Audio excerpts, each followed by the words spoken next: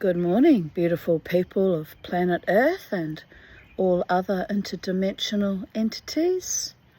The time is 11:04 a.m. on Sunday, the 24th of August 2025. I've got my birdie boys out in the garden. There's Kermie and Bo with his eyes closed, having a little snooze.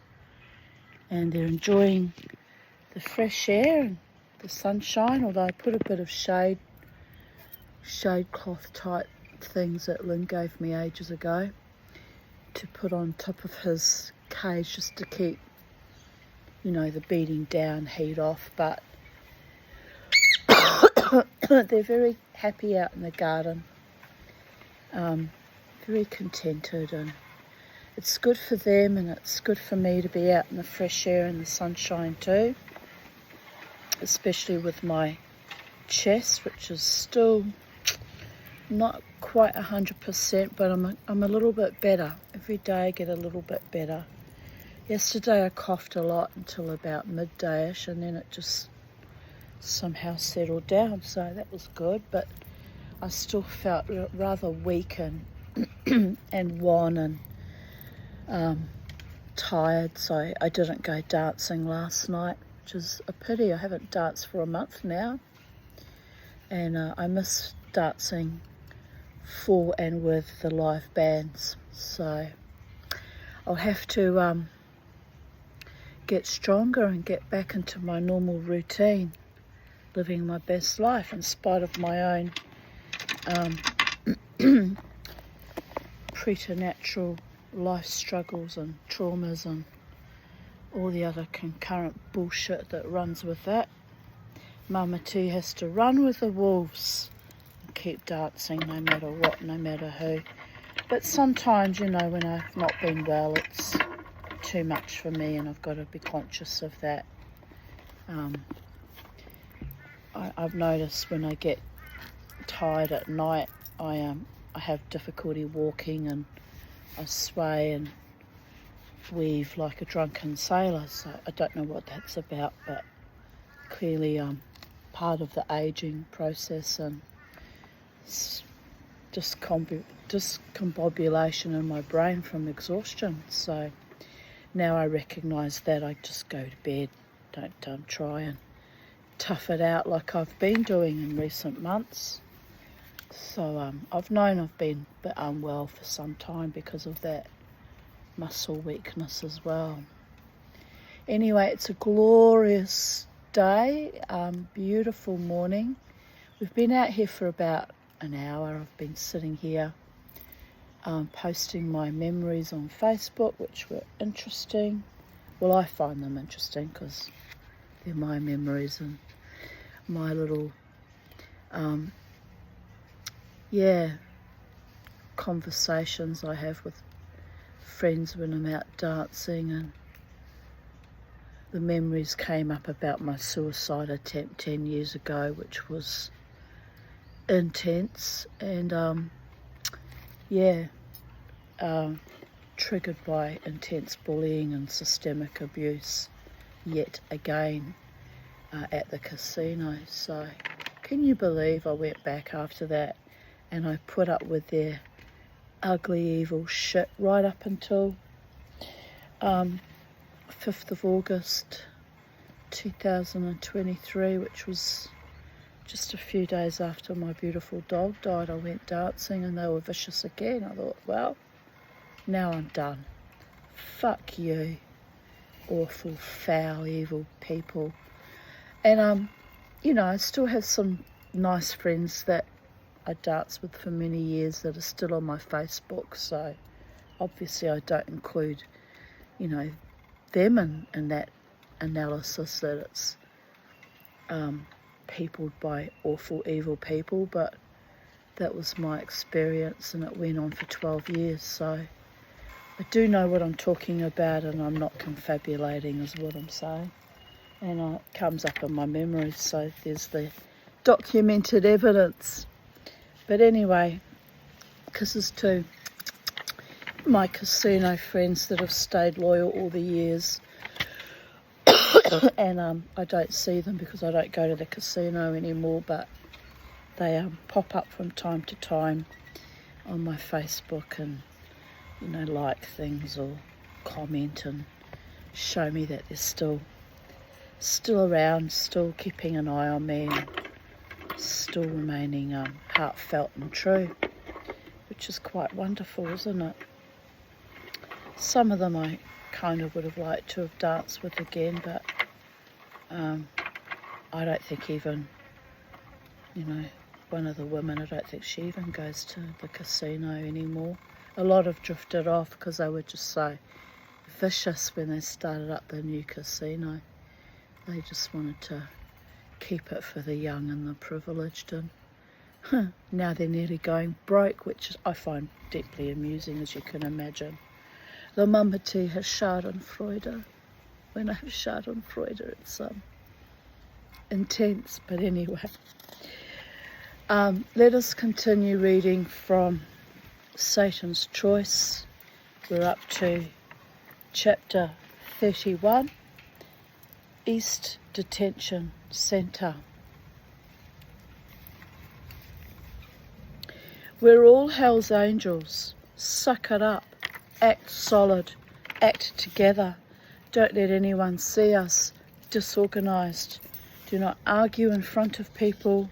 Do not talk about Hell's Angels. Lorne Campbell giving a pep talk to co-accused.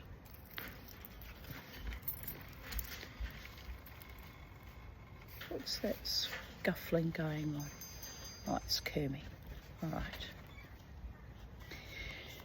Campbell showed up for one bail hearing with no footwear after a guard took his shoes to x-ray them for security reasons and was slow bringing them back.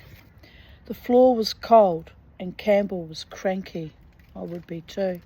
Imagine the cold in Canada. The floor would have been like walking on ice. They took my fucking shoes, Campbell grumbled. It's like fucking Nazi Germany. Yes, it is, mate. Not much has changed either, by the gods. It's harrowing and chilling and terrifying, quite frankly.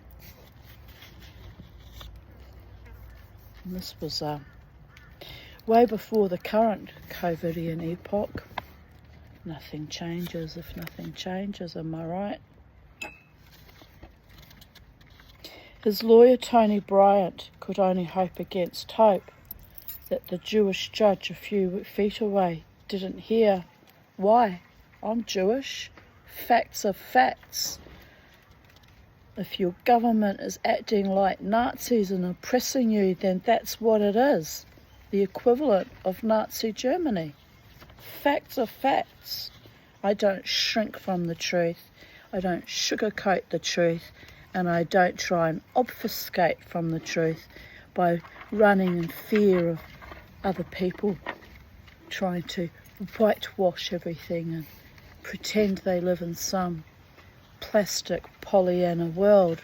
And we all know, those of us who actually grew up with people who survived Nazi Germany, we all know how that playbook played out for everyone. In fact, the Jewish judge should have sat up and took notice when you hear someone describe it like that. I know I would have. I would have thought, what the hell is going on here? I thought, oh no, this is not a good start, recalls Evelyn. Dancing with death as they do, complete denial. I tell you what, it's sickening, people of Earth. Absolutely sickening. I went to the Holocaust Museum about 2 years ago.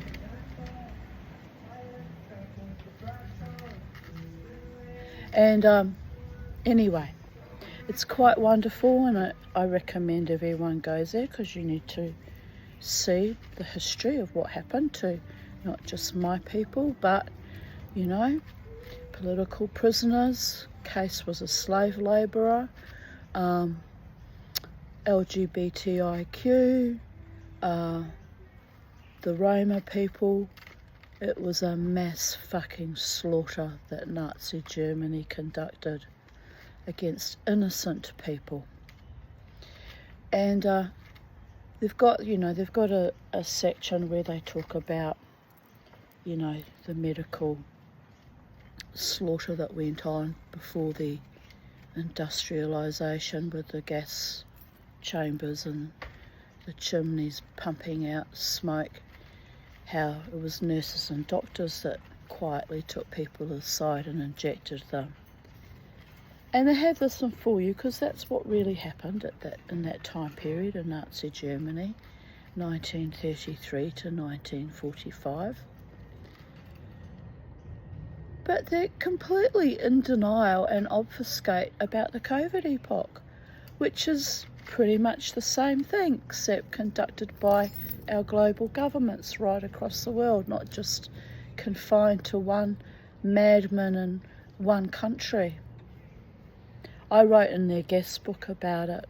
I just thought, I'm not going to be silent and be complicit in the current genocide, which is what in effect it is, with all the adverse reactions and sudden deaths and sterilisation of our young women and the amyloid clots.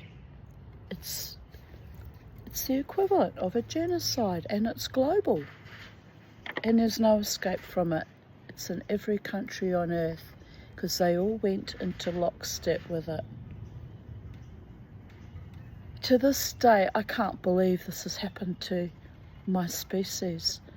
I sit here under the trees in the sunshine with my beautiful birds, striving to hold on to some happiness and beauty and joy in the world.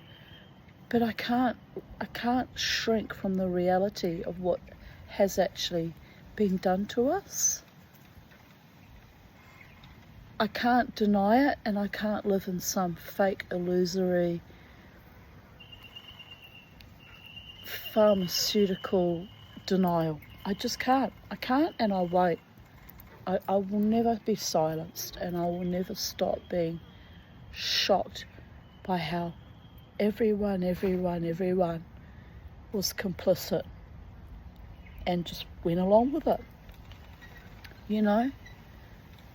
When the Nazis invaded Poland, Britain entered the war and fought the Nazis, which, when you think about it, is ironic, since the British royal family are mostly German too. But in 1942, I think it was, when the Americans entered the war, people stood up and were counted and fought the enemy that was trying to conquer all of Europe and eviscerate everyone.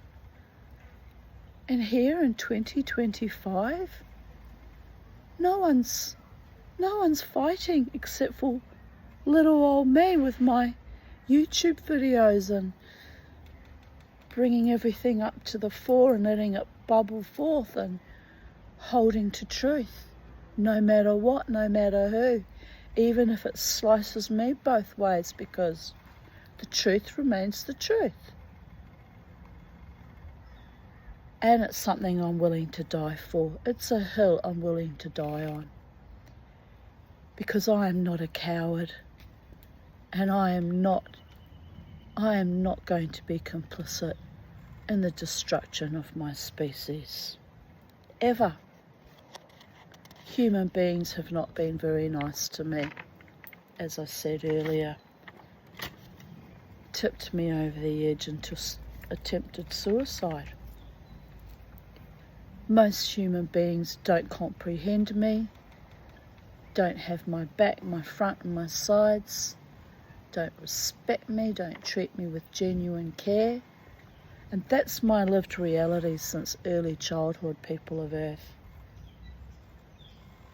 But I will not stand by and watch my government and every government on earth utterly destroy us. I spoke out against it, and I will always speak out against it until the day I eventually do pass away from this earth. I will never forgive and I will never forget what you took from me personally, my grandchildren and my daughter's health and my friend's health, and a society that can't be trusted with our body, minds and spirits.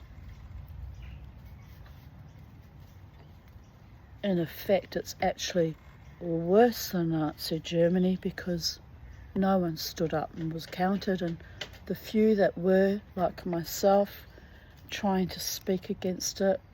No, turkey, don't eat that, it's not an egg.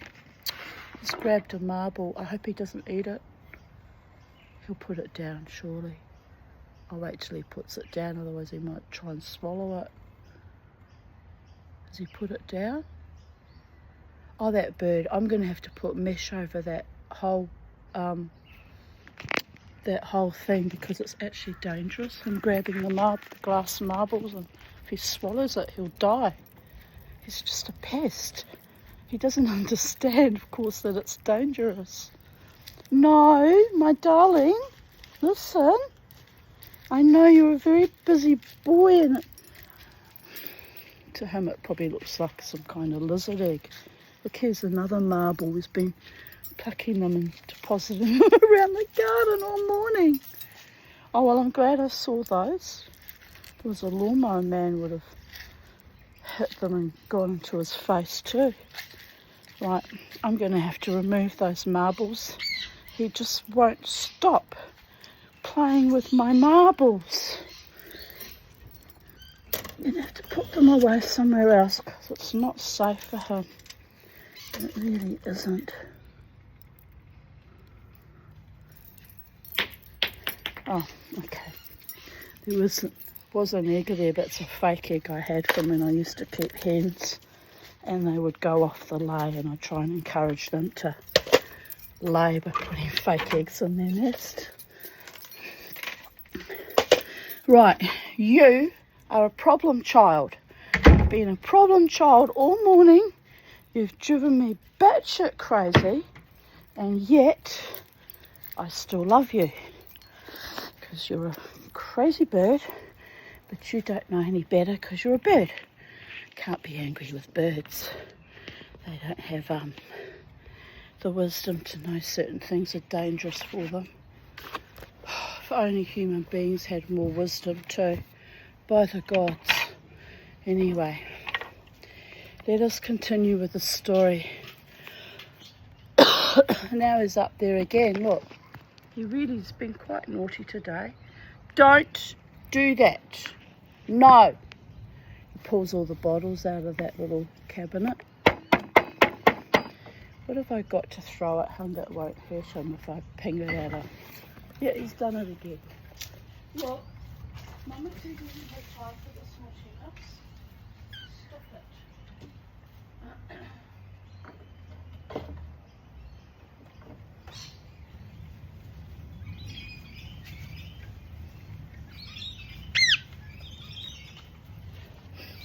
You might have to get a spray bottle and spray him.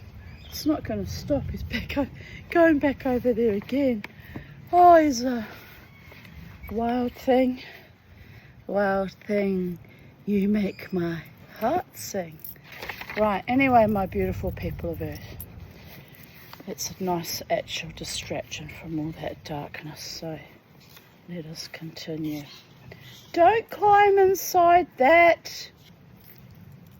No. No.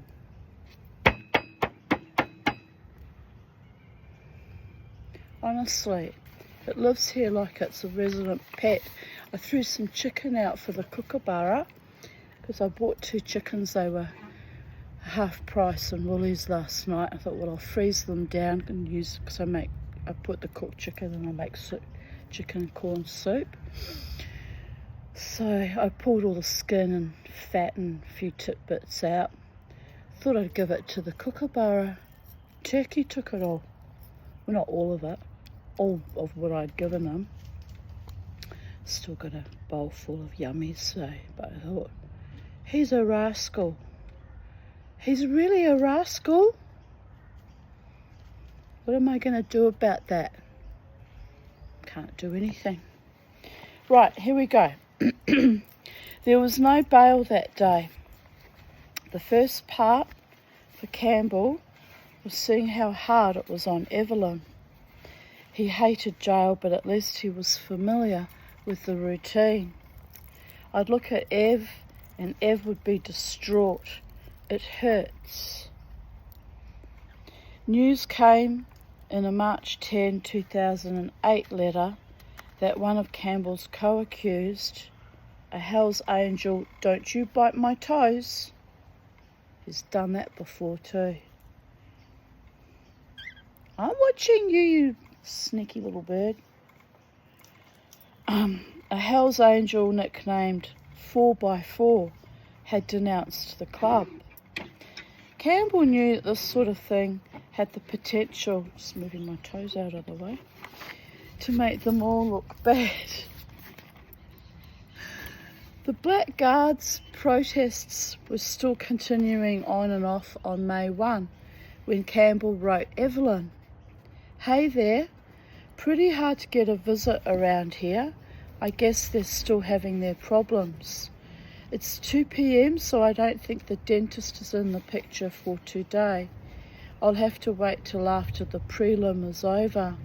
And that's it for now. Here's a smile for you. Happy face.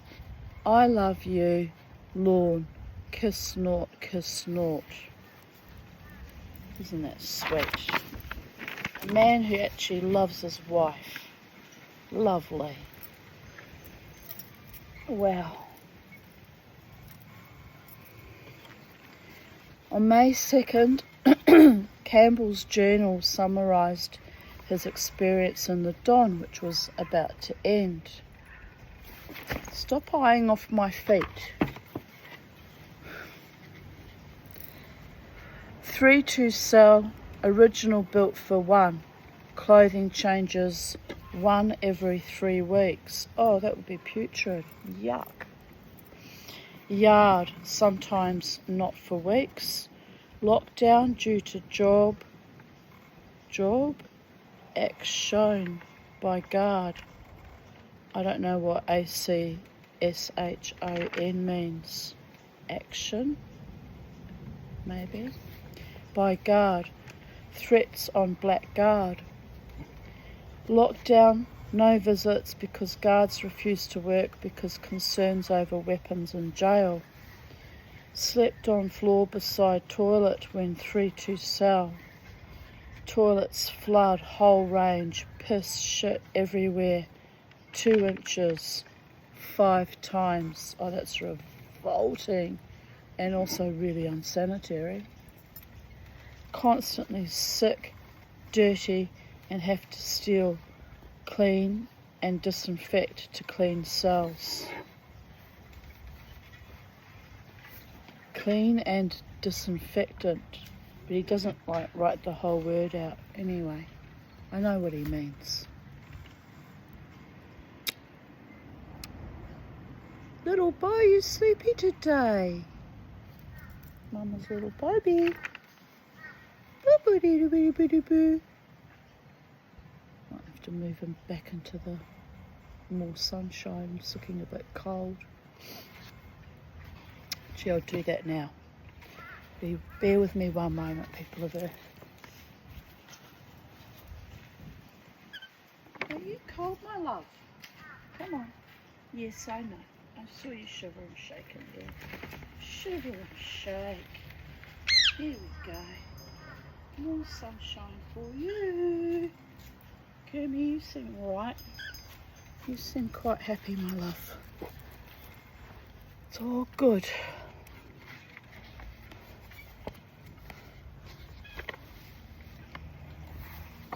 Now we've lost our spot. Bloody hell. Right, here we go. After 13 months in the Don, Campbell was finally transferred to the Metro East Detention Centre. Lockdowns at the east weren't quite as severe as at the Don.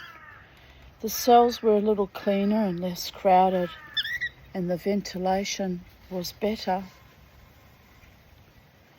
As best he could, Campbell took up the same routine he had followed in the Don. When he was permitted to leave his cell, he spent much of his time in a special seat where Campbell and Campbell alone could sit and play solitaire.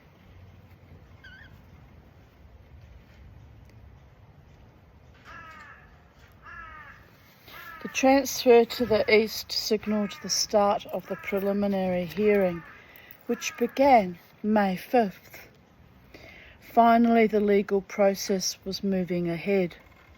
There were daily trips to the Eglinton Avenue courthouse in suburban Scarborough, papers to study, and, talks with the lawyers. On the first part of the preliminary, Campbell joined his co-accused in the prisoner's bullpen in the basement of the courthouse. He made it clear what he expected from them. They hadn't been through the court system as he had, and none of them had done serious prison time. Throughout this, nobody's going to see you arguing, Campbell said. We're all Hell's Angels. Suck it up, act solid, act together. Don't let anyone see us disorganised. Do not argue in front of people. Do not talk about Hell's Angels. On their way to court each morning in the back of a transfer vehicle, the Angels picked the locks of their handcuffs and leg restraints with a plastic comb so they could stretch out and ride in more comfort.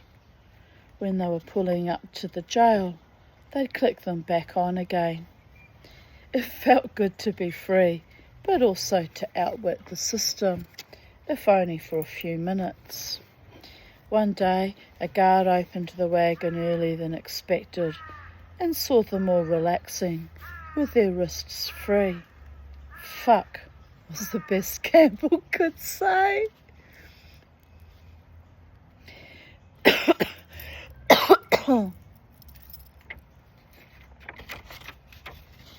If the guard had wanted to press the issue, they could all have been charged with attempting to escape, even though the Angels all silently put their manacles back on. He never said a word. One day on their ride into court, a young black prisoner rode with them. They didn't talk to him, but undid his cuffs as a courtesy. You guys, without a doubt, are the coolest motherfuckers I ever met, he said, as they continued their conversation, ignoring him.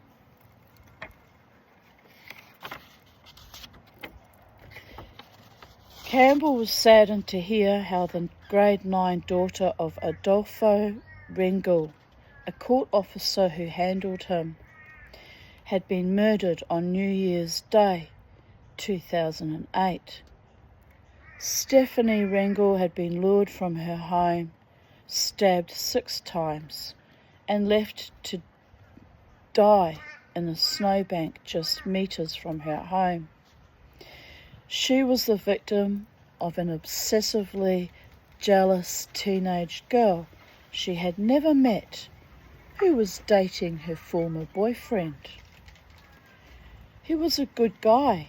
He always would talk to us, driving us back and forth to the preliminary. He'd remember our names and say, "How are you doing?" Just a nice guy. A lot of these guys are ignorant. He wasn't. I said, "Sorry to hear what happened." He said, "Thank you." You wouldn't expect a teenage girl to murder another girl out of just jealousy over some feckless, probably useless boy, would you? It's just awful. But humans,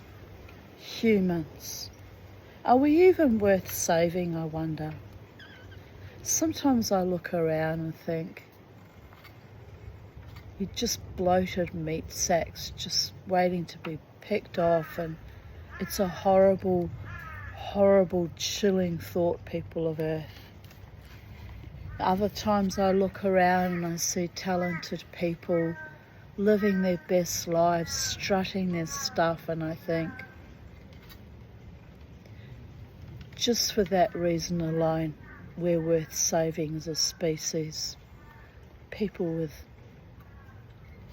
heart and soul and art and literature and music and innovations that are good for us and our planet. Those people are worth saving. The preliminary was a chance to get out of jail for a few hours and see fellow club members.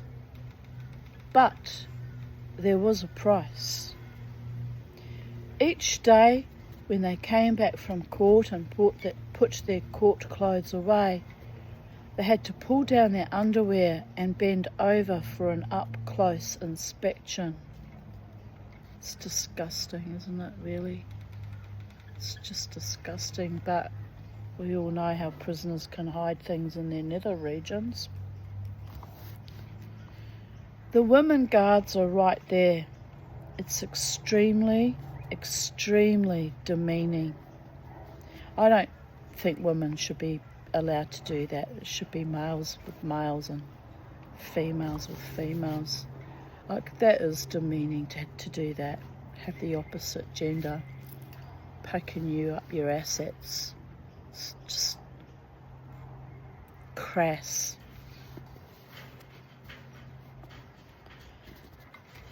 It was the same routine when a team of half-dozen guards made surprise checks on their cells. Prisoners were ordered out one by one and told, "Drop your boxes, now bend over, pull back your ass cheeks." Why do 6 guys have to look at your asshole? Indeed.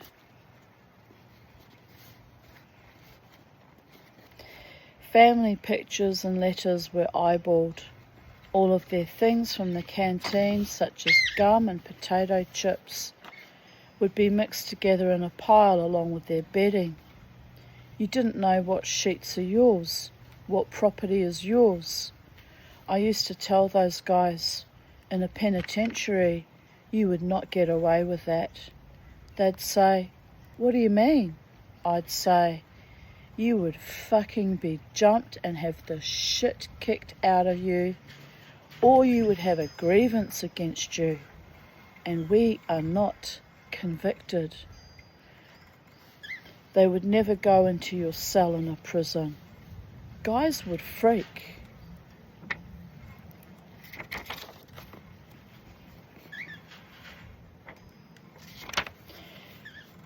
Things were a little better now for Evelyn.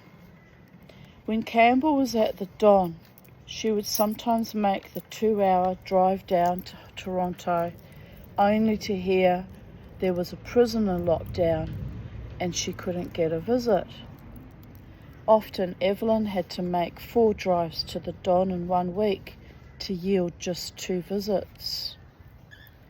That would be upsetting and also expensive with petrol, wear and tear on the car too. And then don't even get to see your man. It'd be very distressing. She was waiting tables at a golf club at the time, so it was hard to take when she gave up sleep and made the long trip, only to be told she couldn't see her husband. At the East Detention Centre, staff often let her know in advance when visiting privileges were cancelled to spare her the drive. Other times, they just let her visit anyway. Campbell wanted to be in shape physically when his trial finally started. He developed a fitness program at the East, running twice around a tiny yard which was half the size of a hockey rink, then alternating laps between running and walking. He was only supposed to be outside for 20 minutes a day, so this was as much running as he could get in. In the winter, he lay on his back alone in the snow, in the yard, and made snow angels, which brought a laugh from the guards. Perhaps they thought he was making a statement. Campbell swears he was just playing in the snow. Once a week he went to native smudge ceremonies. Oh, I love that. I love being smudged. It's so good. Feels so good. It's for your soul and your spirit and your mind, even your body. Just, Yes, that was very nice.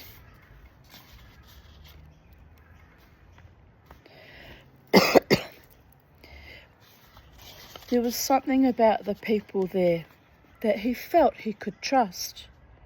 They were really nice people. There were white guys and black guys too. It was nothing in this room went out of this room. While in the native group, he made a dream catcher for Evelyn, designed to catch evil spirits. A judge came in once to speak to prisoners, and Campbell was curious what she would have to say. A few inmates giggled and heckled and farted loudly to disrupt her, while others asked questions of breathtaking stupidity. "Do you know that the police lie?" one agitated prisoner called out, and then gave a convoluted description of his case that was impossible to follow, except for the fact that he'd thrown illegal drugs away while being chased by police and then been charged anyway. The prisoners seemed to think the judge would be shocked by the injustice of this. "I don't know your case," the judge diplomatically replied. She was trying to help, Campbell remembers. He had trouble containing his rage against inmates who ruined the meeting, especially the moron whining about his drug arrest. I thought, "You fucker, fucking bonehead, is that why you came here?" I had a couple of questions, but didn't get to ask them. When we were leaving, I apologised to her. She just smiled back.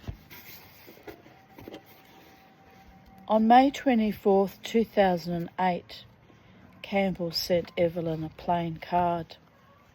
"Hey you, and this is the card they sent me. It's a good thing that some of us care. Anyway, happy anniversary, and I so much wish I was out there with you. I love you with all my being. Lorne, kiss naught, kiss naught." Kiss naught. Well, naught is really meant to be a hug, you know, the embrace.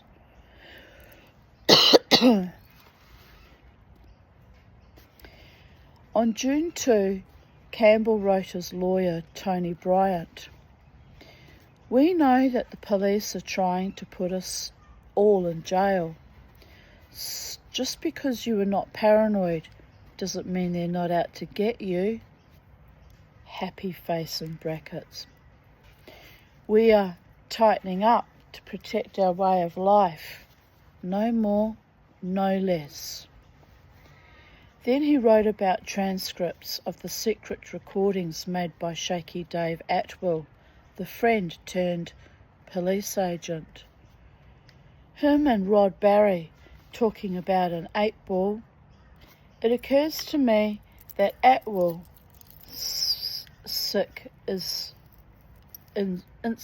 instigating. Oh, because it was spelt wrong, spelling in situ. Right, I'm with it. Is instigating the so-called drug talk in the clubhouse. On June 4th, Campbell again wrote Evelyn. He didn't have much to say, but the letter was a form of contact, nonetheless. Hey, John and I are sitting here in our cell, just thinking that they're pulling the same things on us as they are on them terrorists that are in the papers lately. It seems everywhere we are, we're being recorded. Oh well.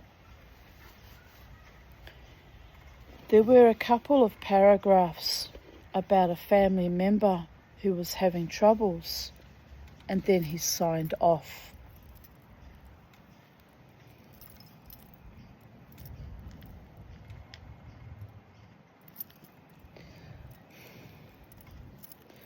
Just notice my La Sirena's losing all her paint.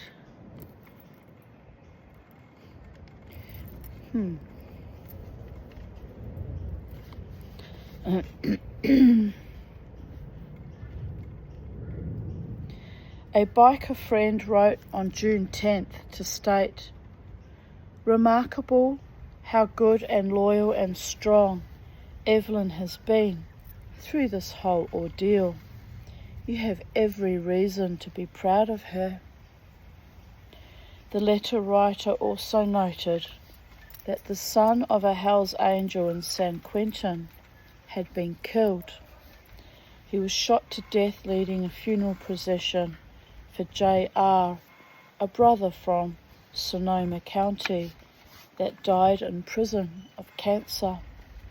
He continued, "These are difficult times, and your strength feeds us all. I am proud to be your brother, and I know your support will help get through this. One day all of us that are separated by bars and borders will be sitting in a hot tub in a bordello in some place where they can't keep us apart." A hot tub and a bordello.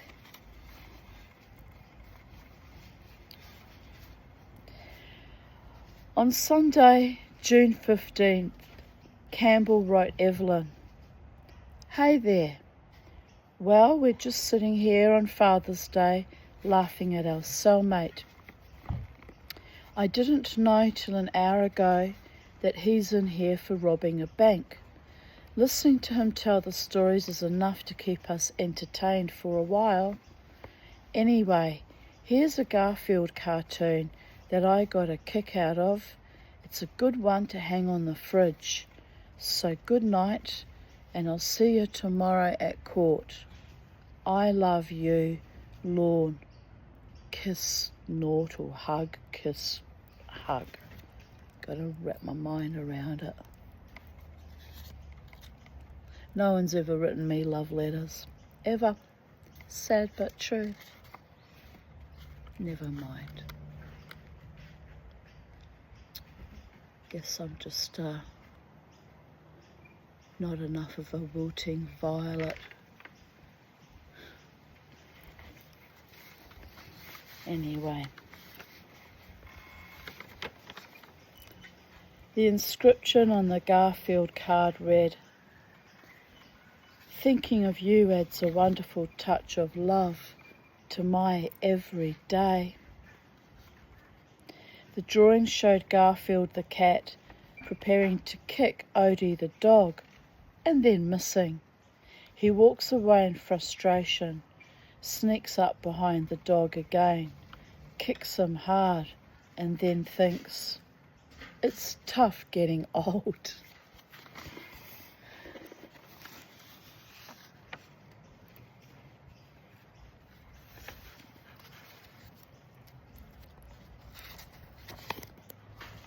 I'm going to continue because we're only 44 minutes in and these are short chapters with chapter 32. Holding pattern. The only thing I miss more than you and me. Card from Evelyn to Lorne Campbell. Evelyn kept sending Campbell reading material, including the June 16th, 2008 edition of Maclean's magazine, which had the front page headline, "Busted, the inside story of the Bernier scandal." The headline alluded, not so subtly, to a cavernous cleavage shot on the cover of Julie Couillard, a former squeeze of a senior Quebec Hells Angel who moved on to date Canadian Foreign Affairs Minister Maxime Bernier. Evelyn also constantly... That mad bloody scrub turkey, honestly. What's going on, boys? Fighting up on the neighbour's roof. Evelyn also constantly sent cards with stories about their dogs and cars and her jobs, such as waiting tables at a golf course and customer service at Walmart. One card shows kids enjoying a picnic, and it contained the message, "The only thing I miss more than you and me. I love you." There were only so many ways of saying the same thing, but Evelyn kept on trying. On November 18th, she wrote a note that said, "Well, it's pretty lonely without you. Writing cards is not the same, eh? But that will change. Plus, we can be laying in the bedroom watching TV together, pretending it's not snowing. Ha ha." She also sent one to their friend and club member, Sean Robinson, who was also in custody awaiting charges from the Project Develop raids. It read, "Welcome to your new home." Plenty of women Campbell had never met also took the time to write him after getting his name and address from biker-friendly websites. One woman named Ruth, aka Hot Mom, noted she was 42 and a single mother. "Hi Lorne, how are you keeping? I do hope well. I do hope you don't mind me writing you, but I want to send some love and let you know I'm a supporter. I do think they should free all angels. I'm a platinum blonde, 5'2", 109 pounds, have 5 tats, 2 angels on each top thigh on the side, and my lower back has a cross with a design on each side going to my hips. Planning on getting more. Do you have kids? Are you married?"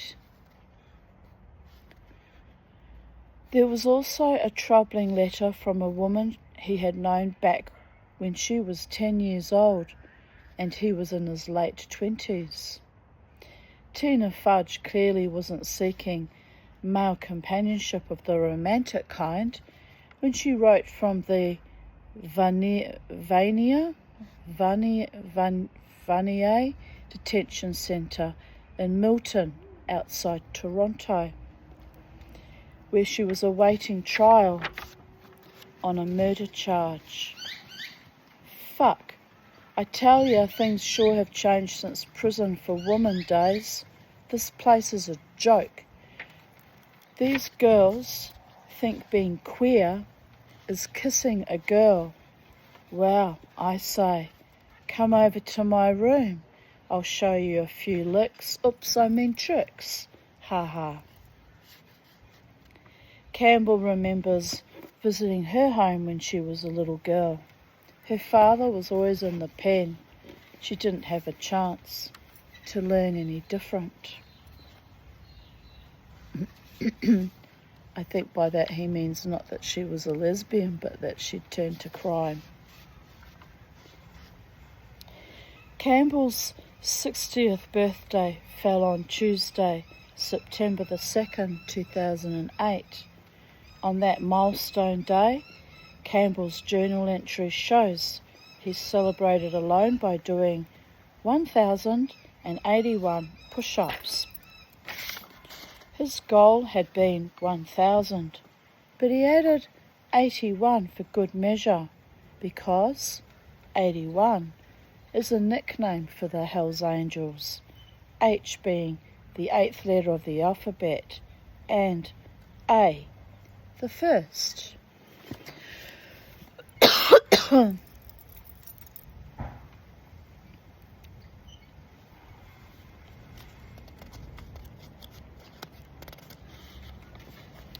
By December, it was so cold in Campbell's cell that he could see his breath. He complained daily to jail officials about the lack of proper heating and wrote to the provincial ombudsman. He received a letter dated December 16th in which the ombudsman suggested he submit a written request to the jail superintendent.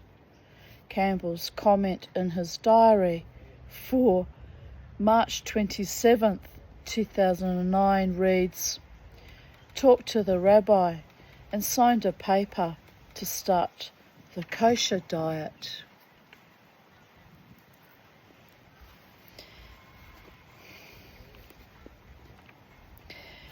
In his constant quest for better food behind bars, Campbell revived an old trick from prison and looked into changing religions.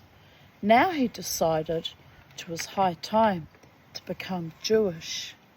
Wow, Jewish food is pretty good. I'll give him that much. He's a survivor. But anyway, that revelation hit him after he was impressed with the look of the kosher meals of fellow Hells Angel Mark Bullet Bodenstein. Any religion that allows for so much tasty fish couldn't be all bad in Campbell's books. Campbell, I hate fish, but anyway, I'm an anomaly in the Jewish community for that alone. I used to go to services and we'd have, sometimes potluck dinners or, bar and bat mitzvahs where they'd put on a feast for everyone. It was quite lovely. And I wouldn't eat the fish cakes and I wouldn't eat the chopped, what do you call it? Oh, it's gone out of my mind. It's boiled fish of 4 different types of fish. My mother-in-law used to make it. I should be so upset I wouldn't eat it. Like minced and boiled fish into this congealed kind of log and then very thinly sliced, and they go insane over it, but I just want to heave thinking about it. What's it called? Gefilte fish. And they go, "Why won't you eat the gefilte fish? It's delicious. I've slaved in this kitchen for days making it. It's a lot of work." And I was like, "Oh, darling," I said, "it's not you, it's me." And they just, "What kind of a Jew are you, Tanya Aarons?" And I just lean back and say, "Clearly not a very good one when it comes to eating fish and thickly chunks of liver.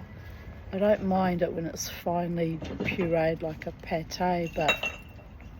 Oh, look, Turkey, can you just stop that? You're just creating anarchy and chaos. Hang on, I'm going to have to put something in front of that. He just won't leave it alone.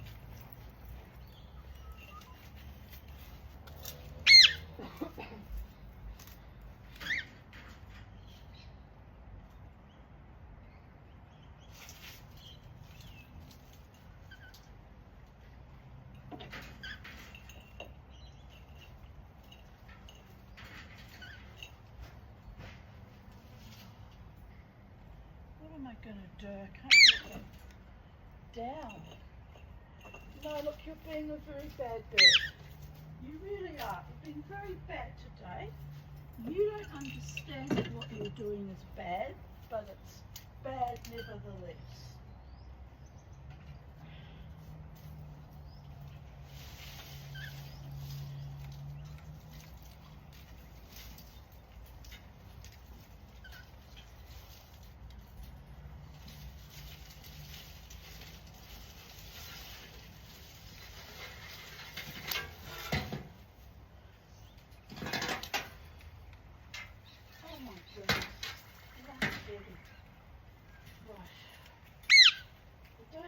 lung capacity for this bird.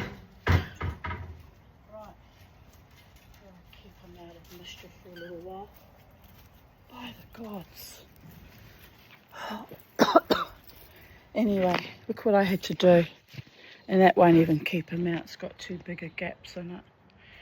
Anyway, just for now, I'll have to put some kind of chicken mesh or something over it because he's just a bloody pest. Yes, you are. He knows it too. He's like strutting around, smirking at me. Right, anyway.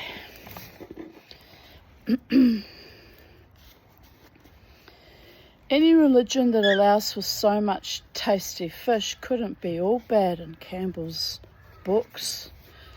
He has no fucking idea, does he? Anyway, Campbell, and like, don't get me wrong, I'm still a Jew in my soul. I really am. But I had to walk away from it. There was just too much viciousness and backstabbing and ugliness. But it took me, how long have I lived in Brisbane for? 37. It took me about 30 years to walk away from it all. I gave it a good go. And the Holy One and I are still simpatico in weird, unusual, shamanic ways. Oh, look. Now he's up there pulling everything out of all my bottles out of the top cabinet. He's just determined to be a pest. I'm going to have to revert to violence and start hitting him, knocking everything down.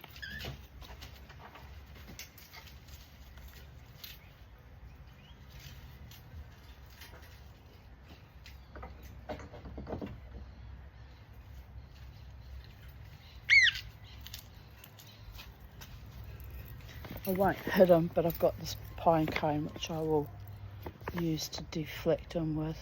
I won't actually hit him. He doesn't deserve to be hit, but he is annoying. You're being very annoying, little one. Don't you take those gloves. No. Honestly, you're worse than a toddler. What's got into you? Is there another earthquake coming? You're just so pesky today. Yes, you. What are you doing? Do you want a drink of water? Maybe he needs a drink. I might just put some water out for him because he's just so frenetic, you know.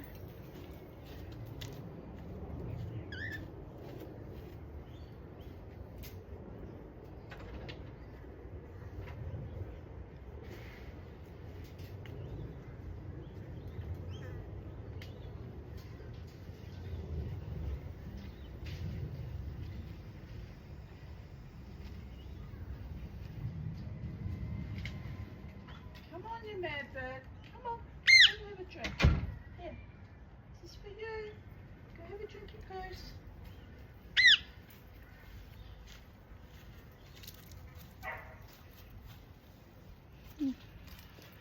He's checking out the water, but oh no, he is drinking. Oh, well, that's what's wrong. He was just frustrated because he was thirsty. But he's a stupid bird because I've got the whole fish pond in the front garden. He could have gone drunk out of the fish pond. No, he wants to hang with the mamatee and be annoying. But anyway, I'm glad I worked out what his trouble was because now he's tipping the water over just to be a little shit because he can. Honestly. He is drinking too though, so.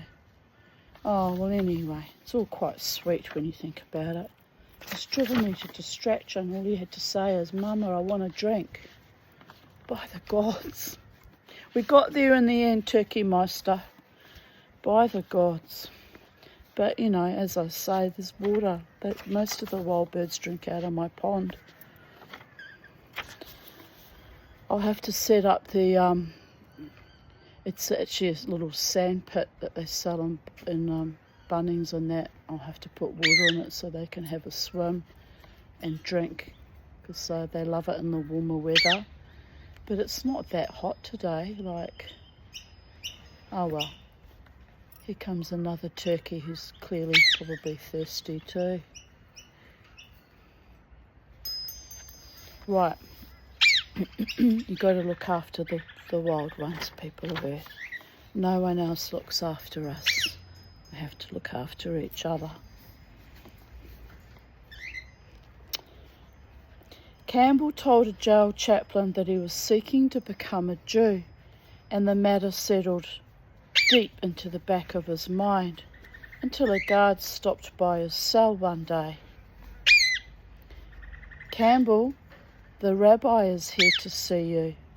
Wow, they actually followed through. It's amazing, isn't it? It's amazing. Campbell thought it would take much longer to set up the meeting, and he hadn't put much thought into his Judaism conversion story. "Your name's Campbell?" the rabbi noted. Perhaps he already sensed that Campbell sought kosher fish and chicken, not religious conversation. "My mother's Jewish." "Well, what's her last name?"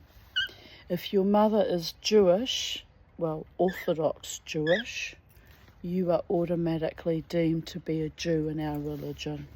It goes through the female line. Campbell was flustered. His mind blanked. No Jewish names came immediately to mind. Somehow, he hadn't expected the question, at least not yet. The best he could manage was to ask the rabbi to speak with Evelyn, who was no more Jewish than Campbell. The rabbi was no fool. Campbell attempted to rally by saying, "I left home when I was just a little kid," as if that would explain why he couldn't recall his mother's maiden name. My mother's maiden name is a very Jewish name, but clearly, they weren't Jewish because they would have been put in the camps. But my non-biological grandfather, who raised my mother from birth, didn't have any qualms about that. I think it was an arrangement with my biological grandfather because Erich Meyer had been poisoned by mustard gas in the trenches in the First World War, and so he had bottle-top glasses and hardly any,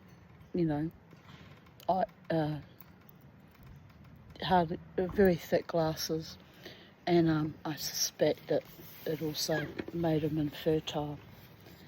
So, but Meyer is a very, very typical Jewish name. But I suspect, but can't prove, because my grandmother was born illegitimate, that her father was Jewish.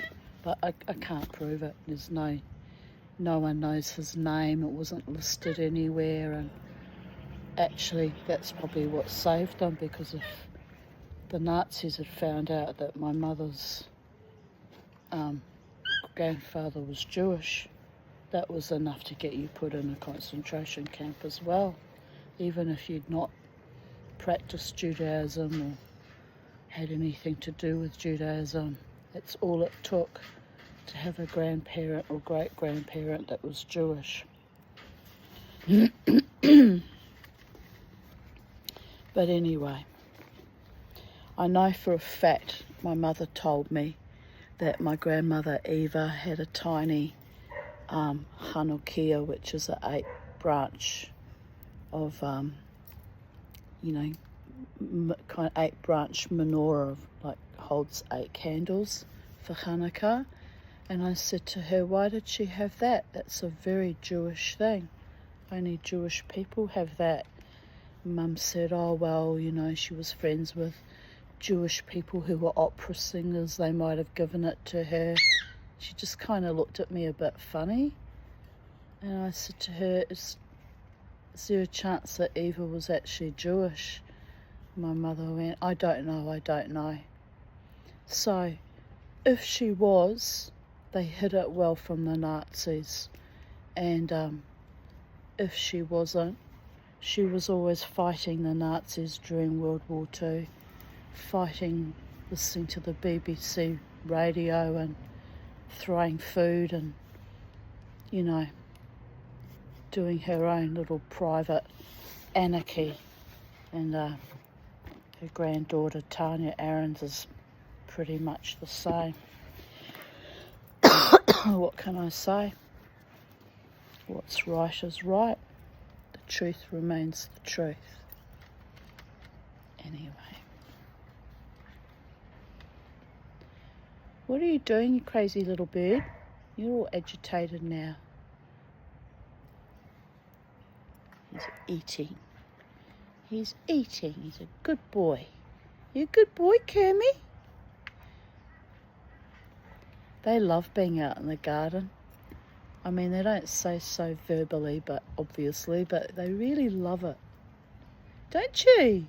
You love the garden. You're a happy boy when you're in the garden. It's getting them out here and bringing them back in when it's time to go back inside is a bit fraught though, because I have to catch them with those big dusting mitts, and they hate being held in my hands. You know, it frightens them that they might get hurt. I don't hurt them, but they have this real terror.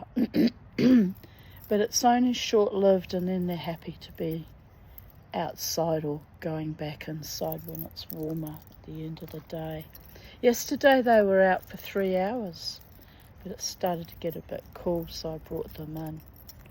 And then they're starting to comprehend now that why they're in and out. And little Beau's so happy with his new, bigger cage. He's just sitting there snoozing, all contented like this. Happy as Larry. Well, happy as Beau anyway. Sweet little thing. Oh well.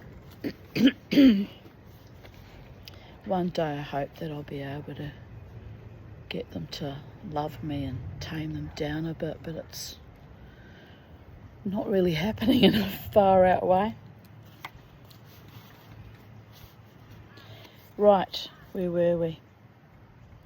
He tried to gain a bit of control in the conversation by adding, "I'd really like a Jewish Bible.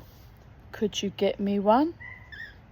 The rabbi's face showed things that had just gone from bad to worse in less time than it takes to eat a bagel and lox.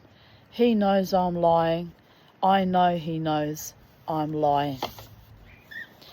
That was the last time Campbell saw the rabbi. The chaplain who arranged the meeting also wasn't impressed. Normally a cheerful woman, now she seemed to scowl at Campbell whenever she wasn't ignoring him altogether. It was a side of her Campbell hadn't seen before, and it was unsettling. She liked everybody. I'll tell you why she was annoyed. She probably stuck her neck out for him, thinking he was actually Jewish and wanting to, do the right thing. Probably had to nag the hell out of the rabbi to come to the prison in the first place. Because I tell you, I've had to nag my rabbis in my day, ask them to come and do pastoral care for an elderly Jewish patient that was sharing a room with my mother in the Moreton Bay Nursing Care Unit. And he did. He's a wonderful man, that rabbi. He is.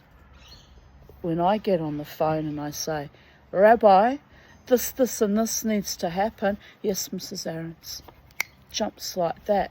That's how much he genuinely has respect and likes me, because he knows I don't communicate. Years will go by, I don't communicate with him, because I'm not a member of his congregation, and I'm not an Orthodox Jew, although I did do 12 months of a conversion process that turned rancid too, which he's well aware of. He knows that history, So, to be fair, that particular Chabad rabbi is very decent and kind to me. So at that time, it was before my mother died. She was there from 2008. I got distressed because they had a Catholic nun who was also a resident in that home, mine completely gone, and you know, the nuns would come to visit her, but not in the high care facility, only in the chapel. And she was really violent and aggressive and right off her nut with her dementia. But they did come. So I rang this rabbi and I said, there's a Jewish lady, she's my mother's, you know, they share a room together, twin beds, and she gets no visitors from her own family and got no friends coming. And, you know, I've tried to be as supportive as I can. But I said it'd be lovely. I said she comes from Manchester. He also comes from Manchester, England. So it'd be lovely if, you know, she got to see you, Rabbi, and had some support from her own community. I said, put these people into these places and leave them to rot and cut off from their culture and their faith. I said, it's an evil thing. And he concurred, and I forgot about it for a while because I didn't think he'd actually follow through, to be honest. And then I went to visit my mother, you know, a few weeks after that. I think it was about a month after. And the elderly lady, I've forgotten her name now, she was beaming with happiness. And she said, guess what? You'll never guess in a million years. And I played dumb, of course. No, I said. What? The Orthodox rabbi came to see me. She said, he's so Orthodox.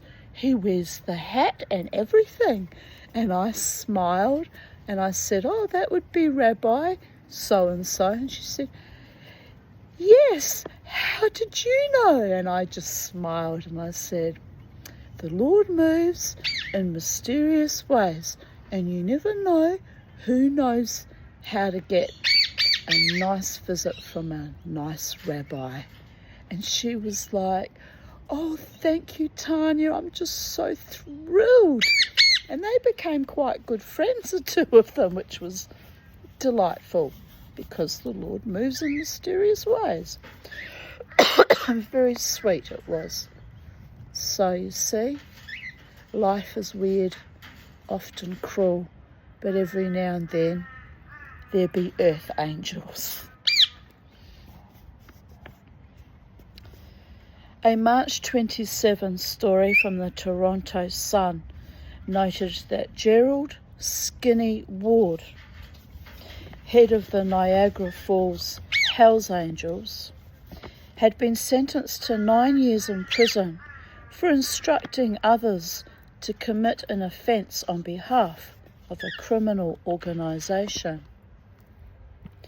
Ward had already pleaded guilty to trafficking cocaine and possessing the proceeds of crime, $304,000 in cash found in Ward's home after his arrest in September 2006. Like Campbell, a member of the club had turned against him.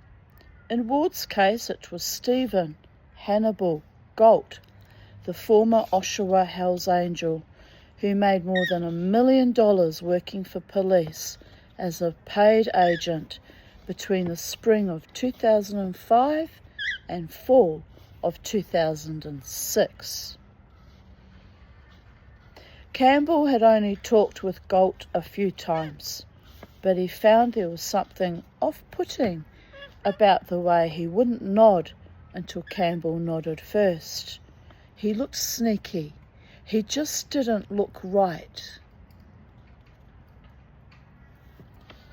Other articles Campbell read behind bars included one published in the Toronto Star on March 27 about how Raymond Desfosse, a high-ranking member of Montreal's notorious West End gang, and Frédéric Fauché, former leader of the Rock Machine, had been arrested along with 8 others in Quebec in connection with dozens of murders linked to outlaw biker gangs between 1978 and 2003. Are you having a good preen, my boys? You gonna give me a feather? Mama wants one of your feathers. He says, you have to wait a long time for me to be finished with my tail feathers, but I got one when he first came here. He dropped a really long tail feather. I showed it to you. It's on my wand. I wonder if I should take it out and stick it in my top hat. I probably should. But, no, I'll keep the mojo, the mana where it belongs, on that wand I never actually used, by the way. Well, magic happens. The gods happen, and the Holy One and all manifestations keeps it all rolling along in perfect alignment and perfect timing. And you just have to trust in the process.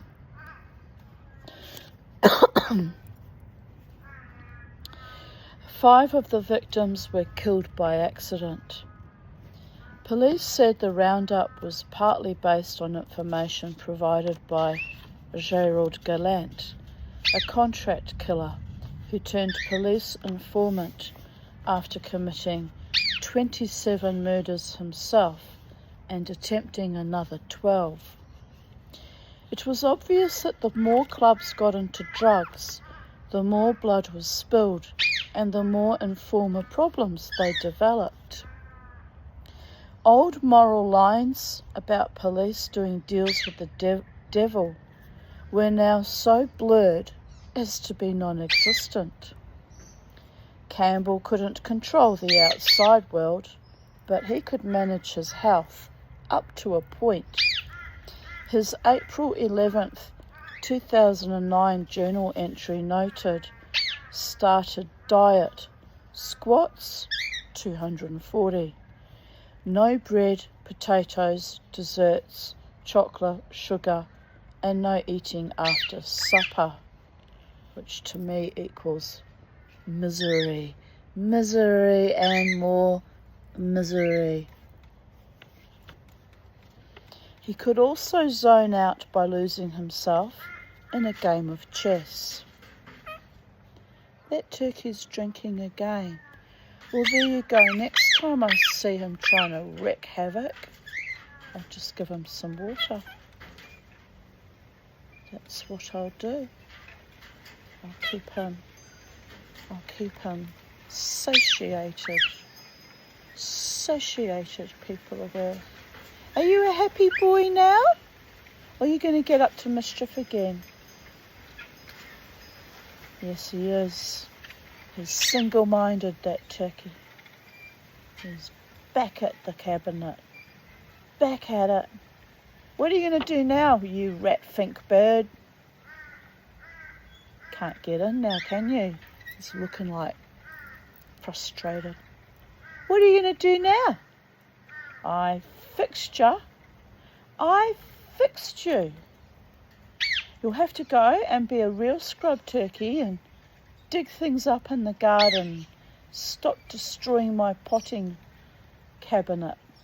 Potting table. Oh, what do you call that? It used to be a TV cabinet. Go on. Go be a happy bird and play in the garden like normal birds. Obsessive compulsively trying to destroy things just to get my attention. Honestly. What do you think of that, Kermie? He says, that birdie's too close to me, Mama. I don't like it. Did you hear that, turkey buzzard?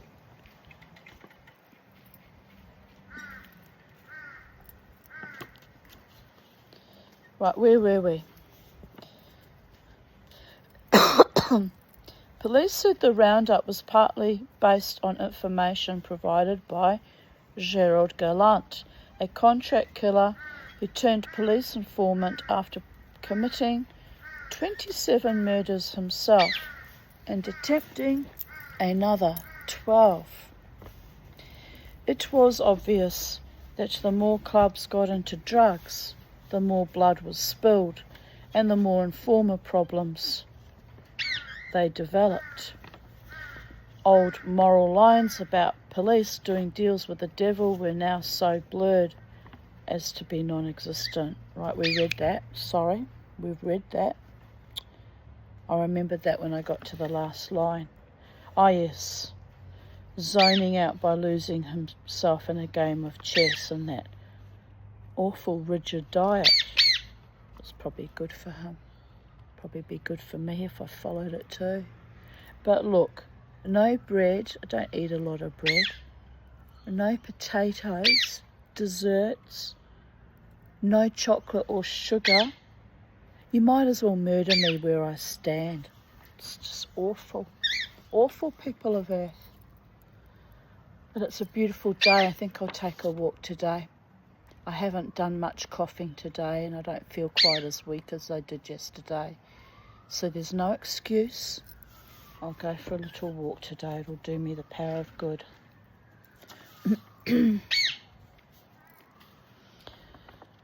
On June 9, he received a printout of Rules of Chess from Tony Biancafiore, the angel who had been photographed shaking the hand of Toronto Mayor Mel Lustman.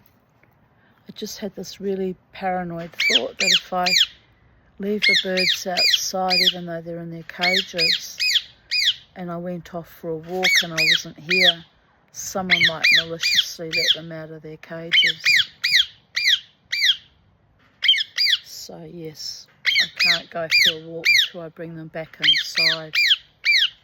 What are you doing, crazy boy?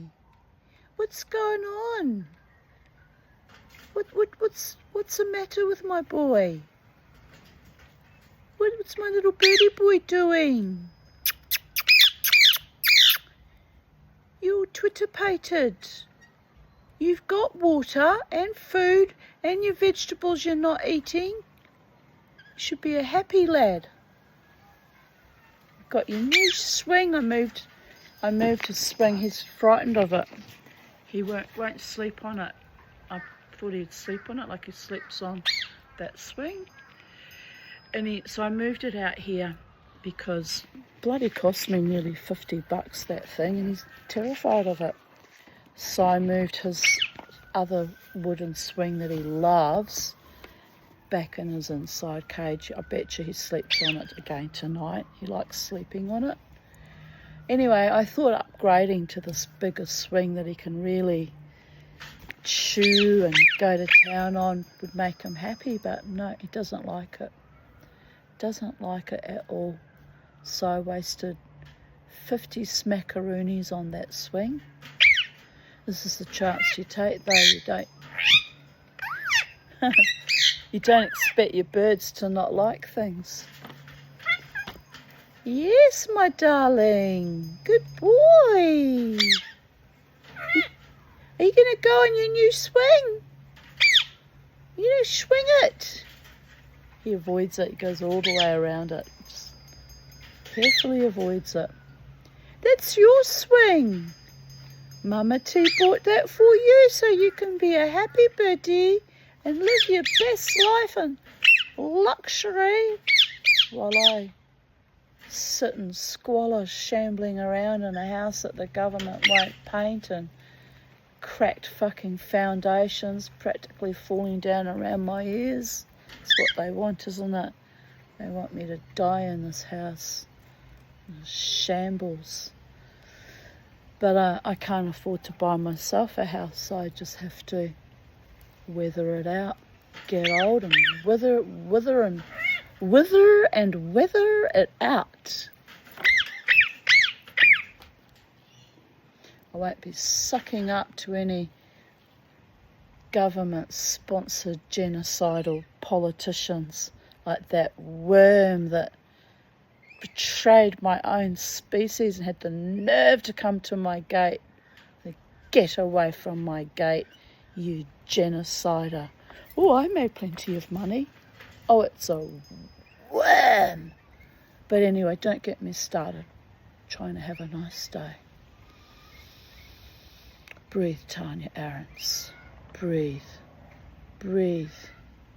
Rut Tanya Bat Avraham Sarah. Breathe.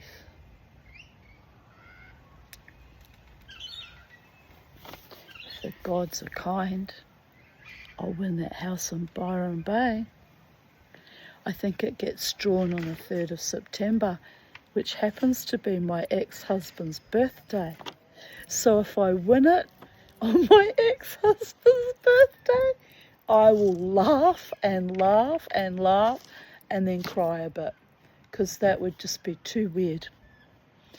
But if I won it, imagine how beautiful my life could be. And then I'd have to deal with all the people that are hateful and envious of me now for being poor, being hateful and envious of me for being rich. That's the twist, people are there. Oh, the lorikeets are here.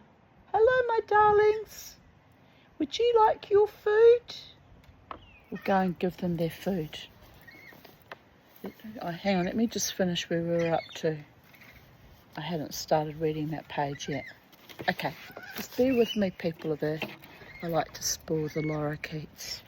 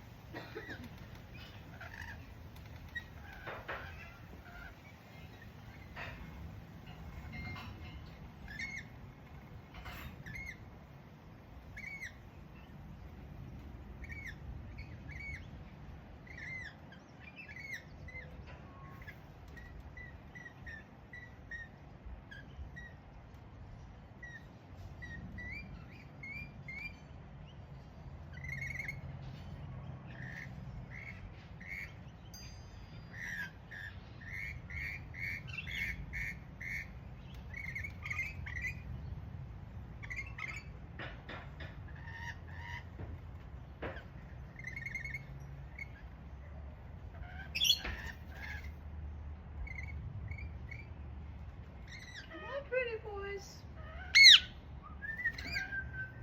Come on, Mama's got your food.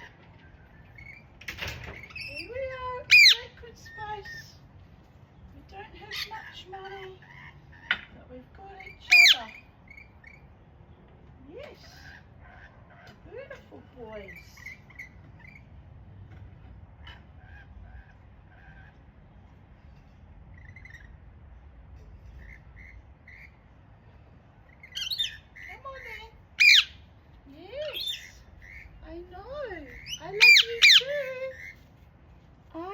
You too. Oh, Kermie's all agitated. It's the lorikeets, my boy. They were friends of Charlie. I'm still looking after them. We're using up Charlie's food, and when that's gone, I'll probably buy some more. Because I don't feed them every day. It lasts quite a long time, so I can justify that. I'm going to see them. They're so cute. Here they are. Aren't they cute and adorable? What you doing, my boys and girl? Boy and girl, I think they're a breeding pair. Yes, they are. Kisses and cuddles at sacred space. Where's mine? Where's mine? She's Dawai, Mamati. One day your king will come. I roll my eyes. Getting old and wasting away, waiting for that fantasy to come true. Well, we can delight in the love that's already here, can't we? Campbell sent a letter to Evelyn on Monday, August 10, about Prison Justice Day, an event organised by his old friend Rick Sauvé. It was an attempt to call attention to violence against inmates and involved a day-long fast. His note to her mentioned how authorities tried to cut a deal with Charter President John Winner Neale, the former Paradise Rider member who was caught up in the same sweep that put Campbell in jail. Hey, scare ya? Well, here it is. Prison Justice Day again. No food for the day, although I don't mind it. As it is, I haven't eaten after supper since last Sunday, and I think I've lost weight, and I do my abs every day too. The new glasses finally came, which is a big relief. Tell me that wasn't like pulling hen's teeth. Happy face. I'd go insane without my glasses. I can barely see now without them. It's not good. John just came back from his visit and told me he just found out they finally offered him a deal. 12 years for conspiracy to commit trafficking and leave the criminal org up to the judge. If I win that house in Byron Bay, it comes with $1.75 million worth of gold. I could get laser surgery on my eyes. Terrified of that, actually. But my mother had pristine vision after having that done. Hate to think what it cost now. I think it cost her $15,000. But if you're wealthy and can afford it, it's bupkis. Everything's relative, isn't it, people of Earth? Everything's relative. Listen, you kissing crew. The turkey's coming to take your food. You better get with the program. Yes, you too. Pretty birdies. Pretty birdies. Oh, they're really smooching and grooming each other. It's gorgeous. I love my bird friends.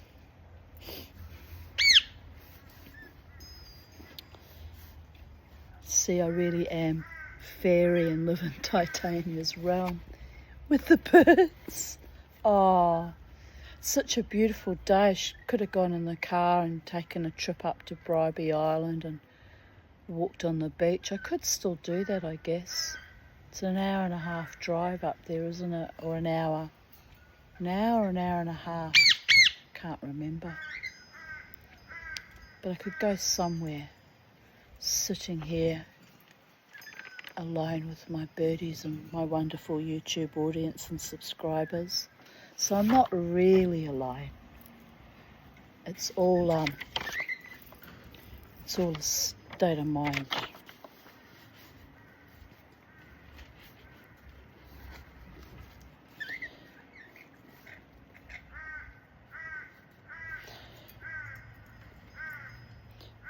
Let me repeat that because I've drifted, people of Earth. I do that. I know, drifting a lot.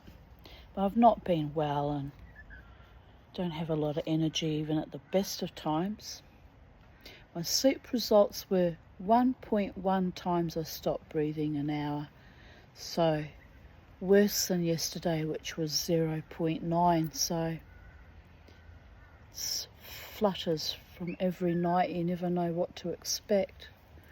I just spend my days and my nights going with the flow.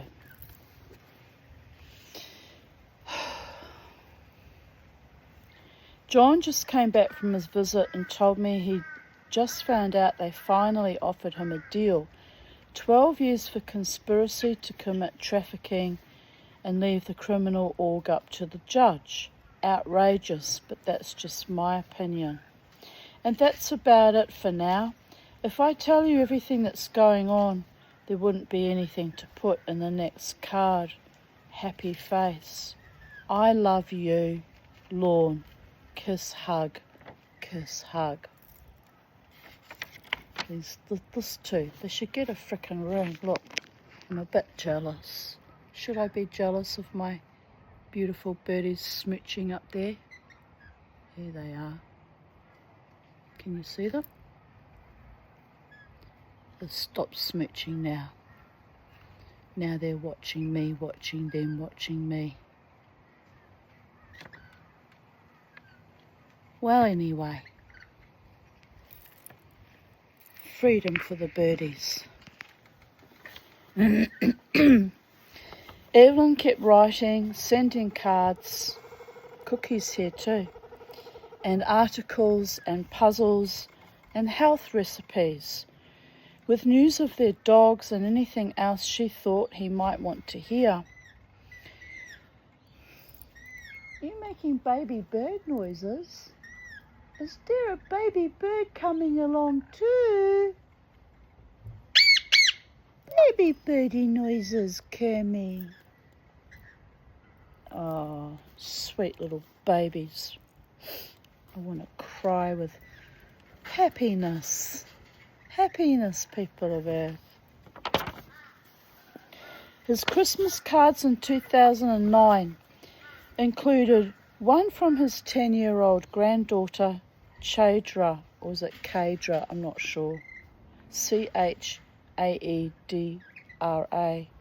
Kadra? Grandpa, you mean so much.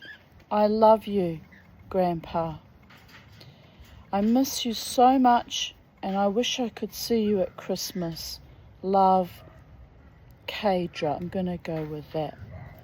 Then she drew 3 hearts and concluded, naught, kiss, kiss, kiss, kiss, kiss, naught, naught, naught, naught, kiss, kiss, kiss, kiss, naught, which is how my much beloved friend from East London, my Orthodox Jewish friend Sylvia Shine, used to always sign off her little notes to me on Facebook. She's the reason I'm on Facebook. She rang me up one day and she said, you need to go on Facebook. I said, what for? She said, you need to write about your life every day. Every morning when you wake up, Tanya, you need to write something, no matter how ridiculous or silly. You just need to be on there. She said, you'll be surprised how many people you will read your little stories or your little anecdotes or your little things that flow through your mind. And she says, you'd be surprised how many people you'll actually help and how many people will support you, and you'll find your tribe. And she said, I find it so healing for myself too. She said, I'm on there every day. I've made so many friends. And she was right. So because of her, you get all my trauma processing too, though, which is a bit harrowing at times. But there were nice stories in my memories today. Some of them were quite lovely. So, swings and roundabouts, yin and yang, the hurdy-gurdy ride through life. What's he doing? Little Bo's ripping up all his newspaper. Oh well, you know, they've got to play.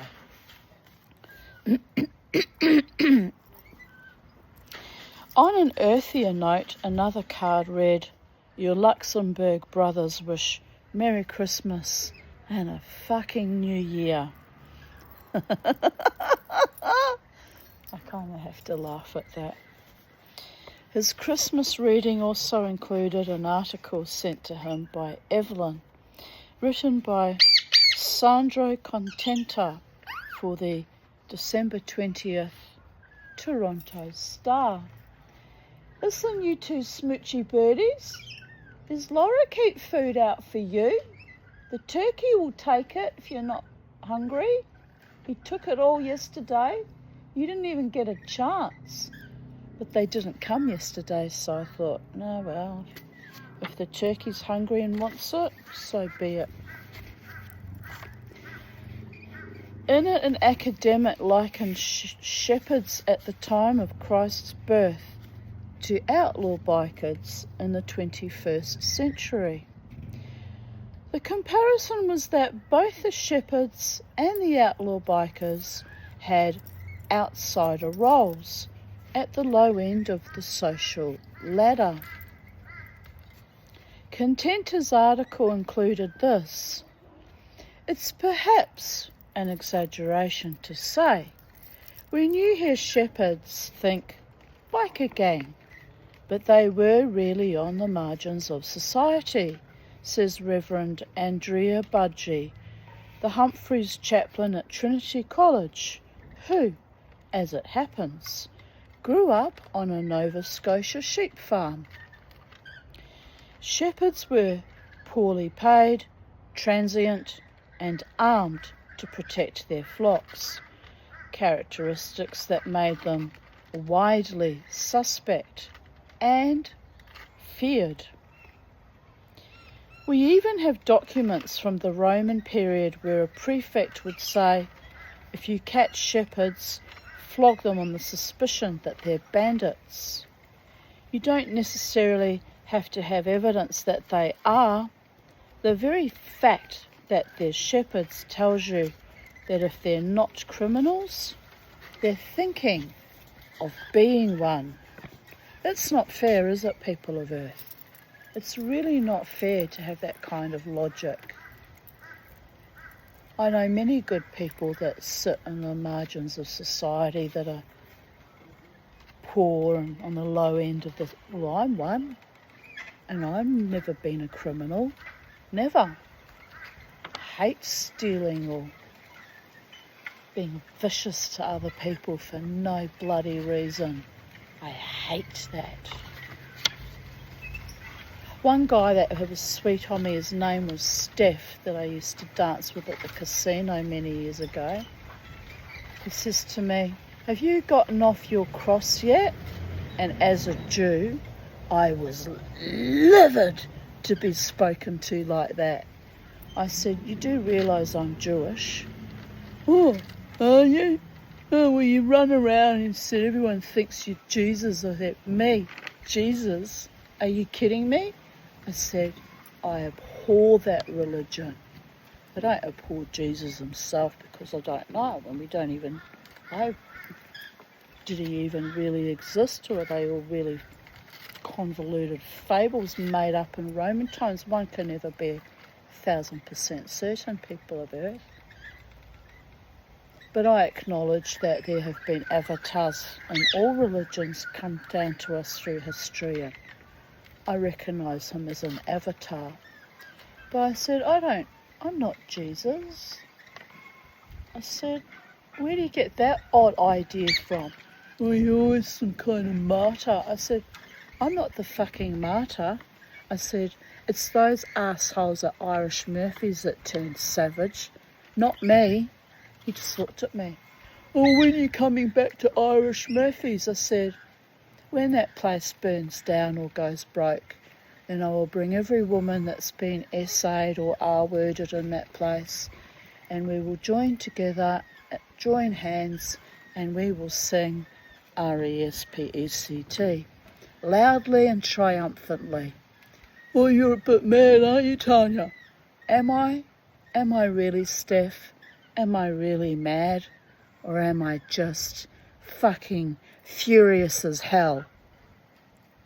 But he was nasty. And then he was constantly, do you want to go out? Do you want to do this? And I'd get excited thinking he was perhaps a bit genuine, you know. No. Head fucker, game player, ass wipe. So in the end I stopped talking to him. I just said, just go away from me. I can't be bothered with people who play cruel games with women's hearts, minds and souls, and just want to use and abuse and just be awful. So I'm no Jesus. And I'm also not really a martyr because I don't go down willingly and by the gods. Finally, the little, he flew back. I was just going to show you. He was up there getting his food. Don't you like that food? It's very expensive food. It costs $42 a bag. It's probably $45 now. They keep putting the price up. I don't have to feed you. You're wild birds. You can eat anywhere. I do something kind for you. Oh, there he goes. He knows. He knows. Spoilt little psychedelic budgerigar. That's what I used to call Charlie. So, you're a psychedelic budgie for a psychedelic dreamer. It's a teeny tiny spider going over my book. Look, you're up and down like a horse draws. What are you doing? Don't know what you want today. Clearly they're not hungry because they'd be into it otherwise. Right. The year 2010 began with heightened fitness goals. This should be the year Campbell finally went to trial, and he planned to show up in shape when he was judged by a jury of 12 strangers. His journal for January 1 stated 160 decline push-ups - abs. The next day it was chin-ups, 6 sets of 5, squats 240, 300 incline push-ups, abs. You can imagine I find all this very boring, people of Earth. I'm not into, that kind of level of exercise. I love swimming and I love dancing and, walking. I haven't walked either. No, I've done no exercise at all for a month. That's how unwell I've been. By the gods. But the warmer weather's here now, so there's no excuse to not get out and do nice things and enjoy life, people of Earth. But I don't find gym type exercises enjoyable in any way. I actually find them a bit demeaning because I was traumatised at Wellington Girls College with all the PE, and I just didn't see the point in it. I never have, I never will. Keeping fit, doing things that are enjoyable and fun, and swimming's very good, especially good to build up your lungs. I didn't swim the last few summers at all, maybe once or twice each season. So I want to get back into swimming actually. Oh, the poor old bod needs to swim.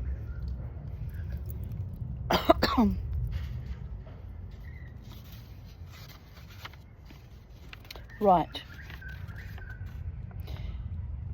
He also did incline and decline push-ups using the bars of the cell as leg and arm supports. The man who had been extreme in anger and extreme in drugs was now extreme in his pursuit of health and fitness. Just swap another crutch for the other. You often see that with drug addicts.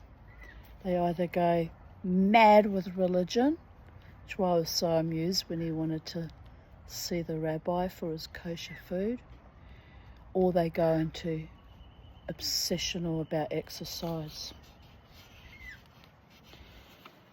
The former cocaine enthusiast now perused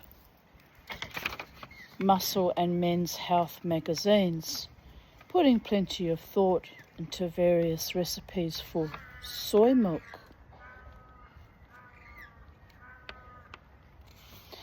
In federal penitentiaries, prisoners, I hate soy milk, that's why you saw me just do this quick sweep of disgust. It was the only thing I really hated when we had kiddushes, because it has to be kosher.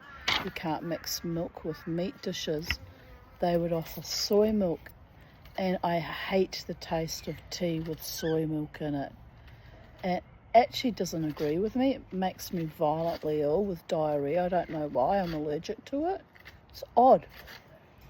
I can't have full cream normal milk anymore either. I have to have lactose milk now, but back in those days I was young and I didn't realise I was lactose intolerant either. But soy milk used to send me a bit crazy and really ill in my gut. So I would go to these services and functions after, and I would just have black tea. Have some soy milk, Tanya. Oh no, thank you. It really made me that ill. I'm a sensitive, rooting little flower, you understand. Oh, Kisses to my rainbow lorikeets. Kissy, kissy. They're sitting there watching me. They love me, those two, because they know I always had Charlie with me. The first time I brought Kermie and Bo here, and it was the first week that I had them here. I think a week after I got the confidence and the courage to bring them out in the garden. And Kermie was sitting and the rainbow lorikeets sat on the edge of the Hills Hoist and looked down, because I think they were a bit confused, because they know Charlie hadn't been with me since the end of January, you know. And suddenly there's these new birds and they were sitting up looking down, you know, and Kermie and little Bo were absolutely petrified, because rainbow lorikeets are known in the bird world to be quite vicious and aggressive, and they were petrified. And then Kermie's so intelligent, he could see the lorikeets twittering to me, and I was answering them, and we were having a good old chat, weren't we, that day? And then Kermie just looked at me like, what? You're friends with those two birds? And I could see this look in his little eyes, a real, kind of like a switch went on in his little mind, that I wasn't the enemy after all, because they were not happy when they came here. Not happy at all. It was a shock to their little system. And then when he saw that I was friends with the lorikeets, he was like, wow. Anyway,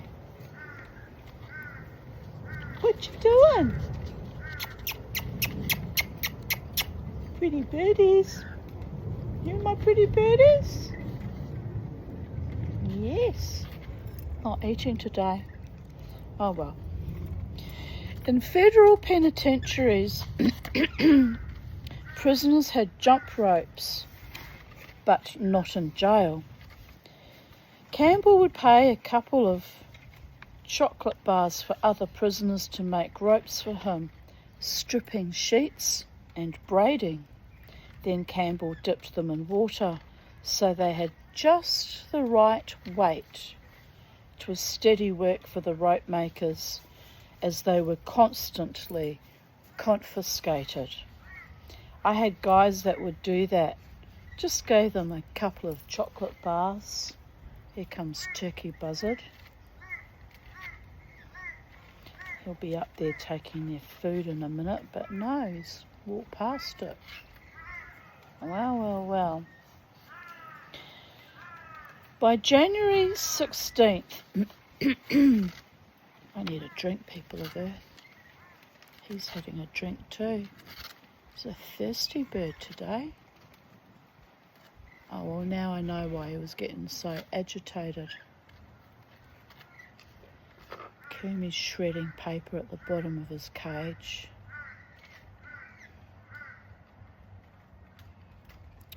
I'll have to make them a little cardboard box with shredded paper and little treats in it for them to play with, instead of shredding their paper that's meant to catch their poos. Little Bo's doing it too. You know, he's got that Gucci Poochie swing, which he won't go near, and the lovely bell, but he'd rather shred paper. Birdie logic. By January 16th, Campbell was up to 300 push-ups, while his January 30th entry recorded pull-ups, 6 sets of 5, abs, 400 incline push-ups. My ass. Starting to feel uncomfortable. Evelyn helped out, sending him information on the nutritional value of oats and rolled oats recipes. His daughter Janice wrote on March 10th to say that his granddaughter Kadra had won a speech competition. London, England, Hells Angels sent him a card marking March 22, 2010 as Angel Day. Thinking of you on this 22nd day of March, 81st day of 2010. They really stick to their shtick, don't they, people of Earth? They really do.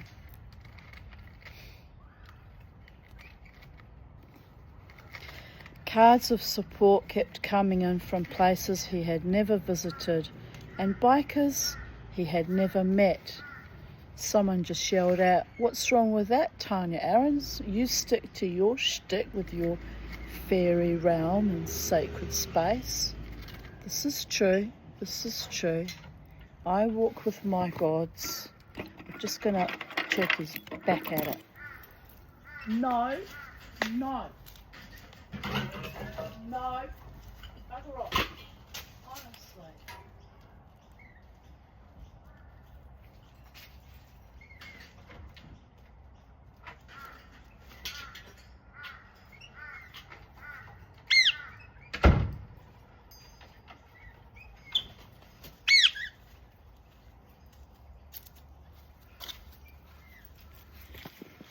It's quite hot up there with the food bowl with the lorikeet mix in it. Oh, now he's chasing another turkey out of the yard.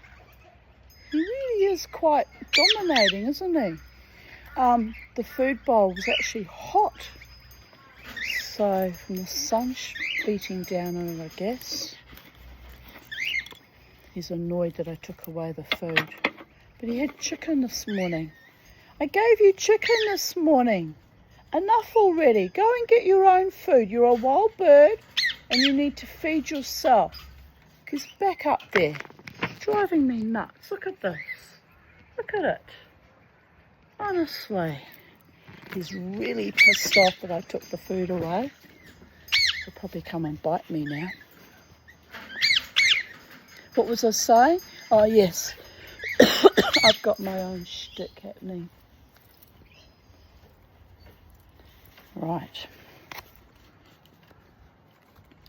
Cards of support kept coming in from places he had never visited and bikers he had never met, including charters in Bohemia and Luxembourg and a support charter at Britannia, the Dreadfuls MC. There was also news about bikers who had once worn Hell's Angels patches. Oh, he's going to break that. He's constantly being annoying. Get down. You're getting on my last nerve now.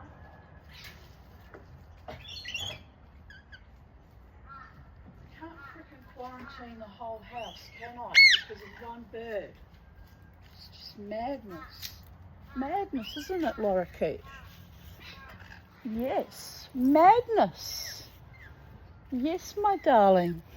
Only one's still there and the other one's flown away.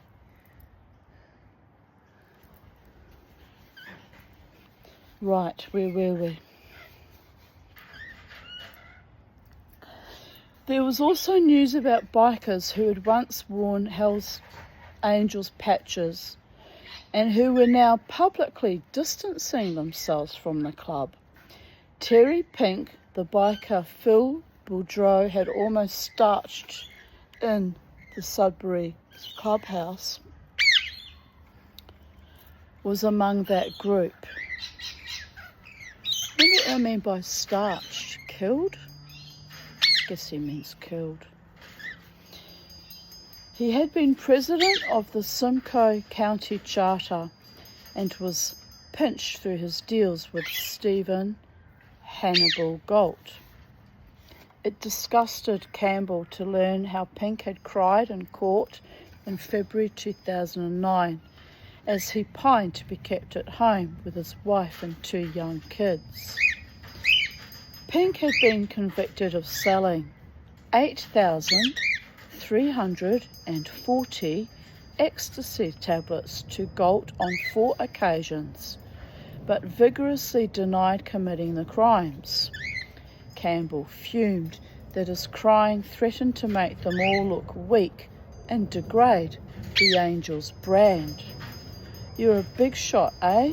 You're making money, 2-inch chains around your fucking neck, diamonds and gold, and a big fancy bike. See how much you stand up when you get arrested and you're in one of these shitholes. See how much you complain. Don't know what's going on. I'm starting to wonder if we're going to have another earth tremor because the birds are all so agitated and activated, even Kermie at the moment. So it's a worry, people of Earth. It's a bit of a worry, to be honest. See how much you complain. I didn't complain, only to my wife. I hate a coward. I can't stand a coward.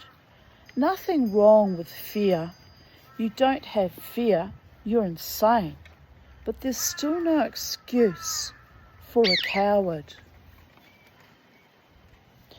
There was also a generational disconnect between Pink and bikers like Campbell.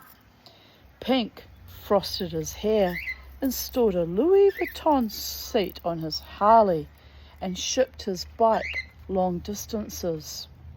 Harleys in the 2000s were light years more comfortable than the spine-shaking, oil-dripping choppers of the 1960s and 1970s. Bikers like Merv, Indy and Blaker had built their rides up from rejected clunkers into something special. I used to like watching that, what's it called, Orange Coast Chopper Show, where they build their own bikes. That was an interesting show, and the father and son were always bantering and almost fighting each other at times, like getting into punch-ons with each other.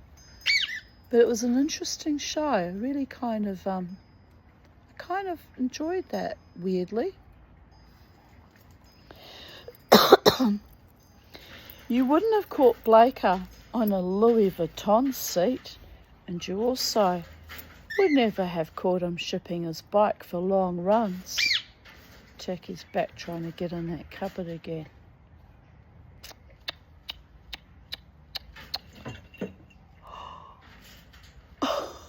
He put his beak inside through the gap, pulled a plastic ornament off the glass jar lantern that I have hanging in the trees in summer. Don't eat that, it's not food, you stupid bird. He's just pecking at it and throwing it around. He's looking for the marbles again. Hey! That's it, I've had enough of you. Completely fearless. I just threw a pine cone at him and he just sidestepped it. Well,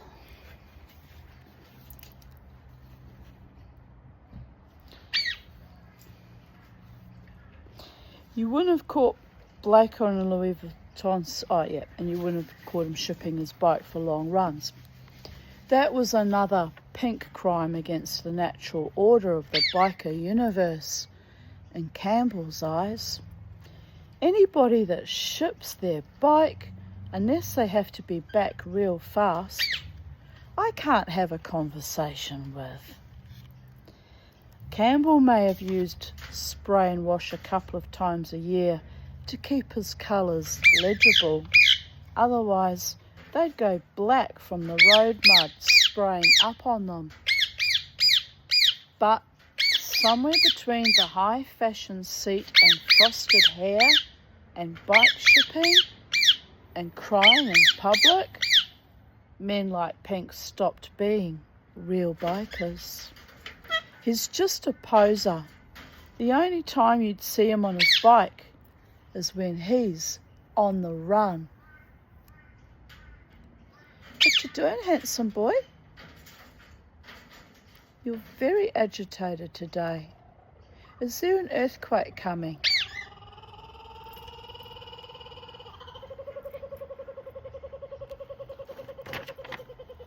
Campbell also felt severely let down by what he heard of the emotional courtroom performance of Kenneth Wagner, another of Galt's targets.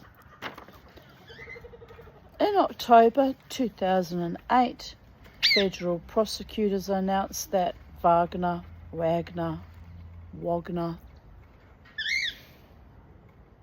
I have to say it the German way because it sounds terrible if you say it any other way. Wagner was the first Canadian criminal to have been found guilty under the Boss Law, which involves directing others to commit crimes for the benefit of a criminal organisation. Wagner, a first-time offender and father of two, had been a founder of the Hells Angels Niagara Charter in 2001. He pleaded guilty to trafficking 4 kilograms of cocaine, selling a gun to another Hells Angel, and possessing $150,675 in criminal proceeds. Court heard that confidential police documents were found when police raided the Hells Angels Niagara clubhouse and the homes of Wagner and Ward. Campbell couldn't stand the image of club members like Wagner looking weak before the courts. He's just a piece of shit. He was crying on the stand. It goes back to the saying, if you can't do the time, don't do the crime. In Campbell's books, Ward was cut from totally different cloth. He stayed solid. He got an extra 9 years after 3 in the bucket, but he still stayed solid. Andre Wattiel, president of the Angels Kitchener Charter, carried himself like a real biker in Campbell's eyes. He too had been nailed by an informer in his midst whom he once trusted. But Wattiel wasn't crying or buckling or squealing as he awaited his sentence for selling cocaine. Wattiel wrote Campbell on June 6, 2010 from the Barton Street East Jail in Hamilton.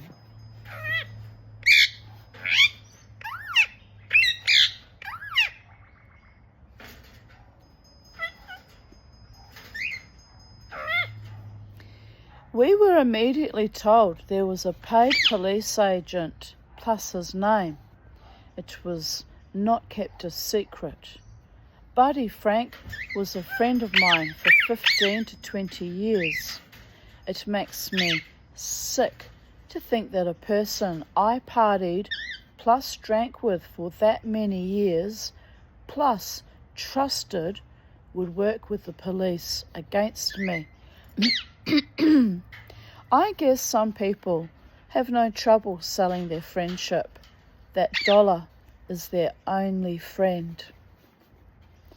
At the pre-trial, the Crown offered to let Wattiel off on 56 other charges if he pleaded guilty to criminal organisation. The answer was no, he wrote. In his letter to Campbell, Wattiel sounded hurt as he continued, I never involved anybody else in anything I did. In the body packs, I found some things that were said to the agent by myself that proved the rest of my friends were not involved in any way. Plus, I read in one of his conversations towards the end of the project to another person that Andre is independent, plus not working with any of his friends. Then, like a true friend, he dropped the subject and asked about Campbell's family.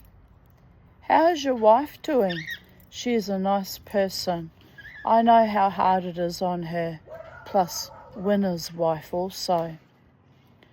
Former Manitoba Hells Angels president Dale Delly Donovan wrote Campbell from Stony Mountain Penitentiary outside Winnipeg, where he was serving an 8.5-year sentence for an assortment of offences, including cocaine and marijuana trafficking.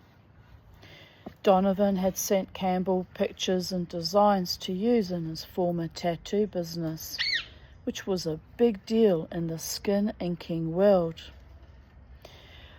With him was fellow angel Jeff Peck, whom Campbell had known from Peck's days back in the Los Bravos. Police had managed to pay a career criminal to infiltrate their charter. If Donovan was flustered, he didn't show it, as he wrote, "Me and Jeff are making good use of our free gym memberships here too. I lost my gut and even put on some size." By that he means muscle, not fat.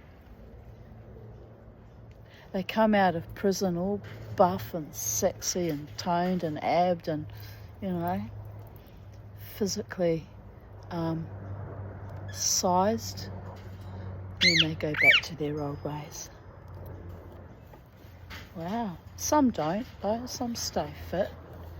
But I've seen them go a bit to seed and just sort of chuckle to myself. Mamatu stays permanently in a seedy state of Boadicea and armouring. I'm a bit hungry. I haven't eaten much today. I did have these really nice cookies I bought in Woolworths yesterday.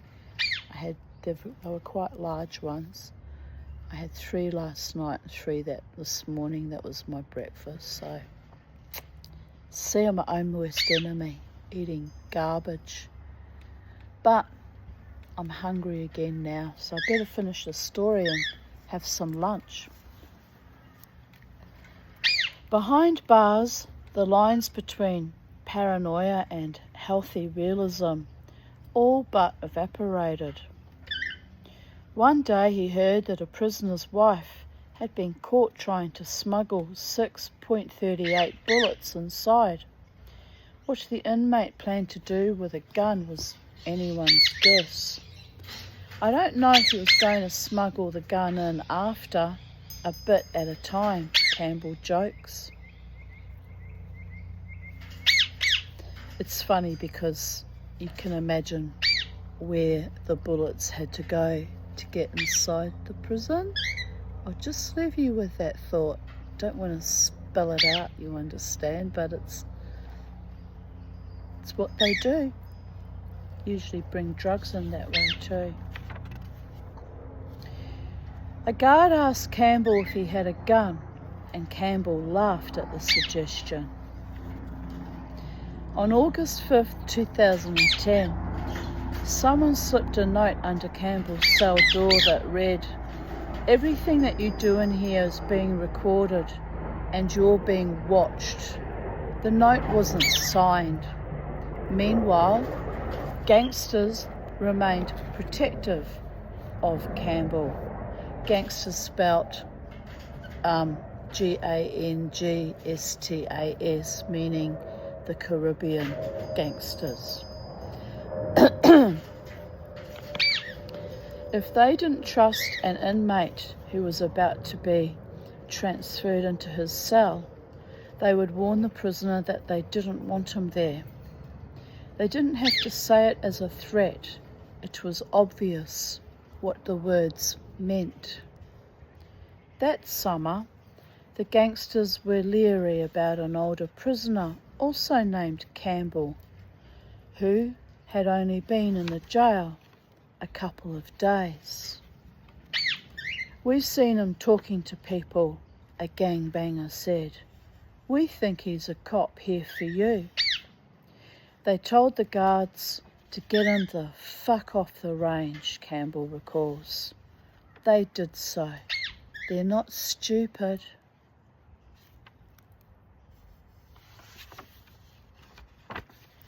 Evelyn kept driving down to Toronto for visits. Things warmed up with the Metro East staff after they noticed her weeding a flower garden outside the jail while waiting to be let inside. Thus concludes today's readings of Even Date. We're 2 hours and 15 minutes in, and I'm a bit tired now, quite frankly, and there's only 2 chapters left to go, but no, sorry, 1, 2. It is indeed 2 chapters, but that can be completed tomorrow. Hasta mañana till we meet again. And whatever. It's a beautiful day, and I'm on Mama T me time now. So not that I'm forced to do these. I do these quite willingly and cheerfully and happily. But I'm tired now, people of Earth. So I bid you. It'll be afternoon now. I bid you good afternoon and adieu. And I'll put that on back to front, haven't I? See, you can see I'm tired. And we'll continue, or we'll complete this story tomorrow. So, take good care, be of good cheer. Remember to be courageous and to never ever let the bastards grind you down, and don't be a coward when it comes to matters of the heart or matters of the soul, or, matters of decency and morality. No matter what walk or path you find yourself on, stand in your own authority and integrity, and let no man, woman or child break you down. Bye for now.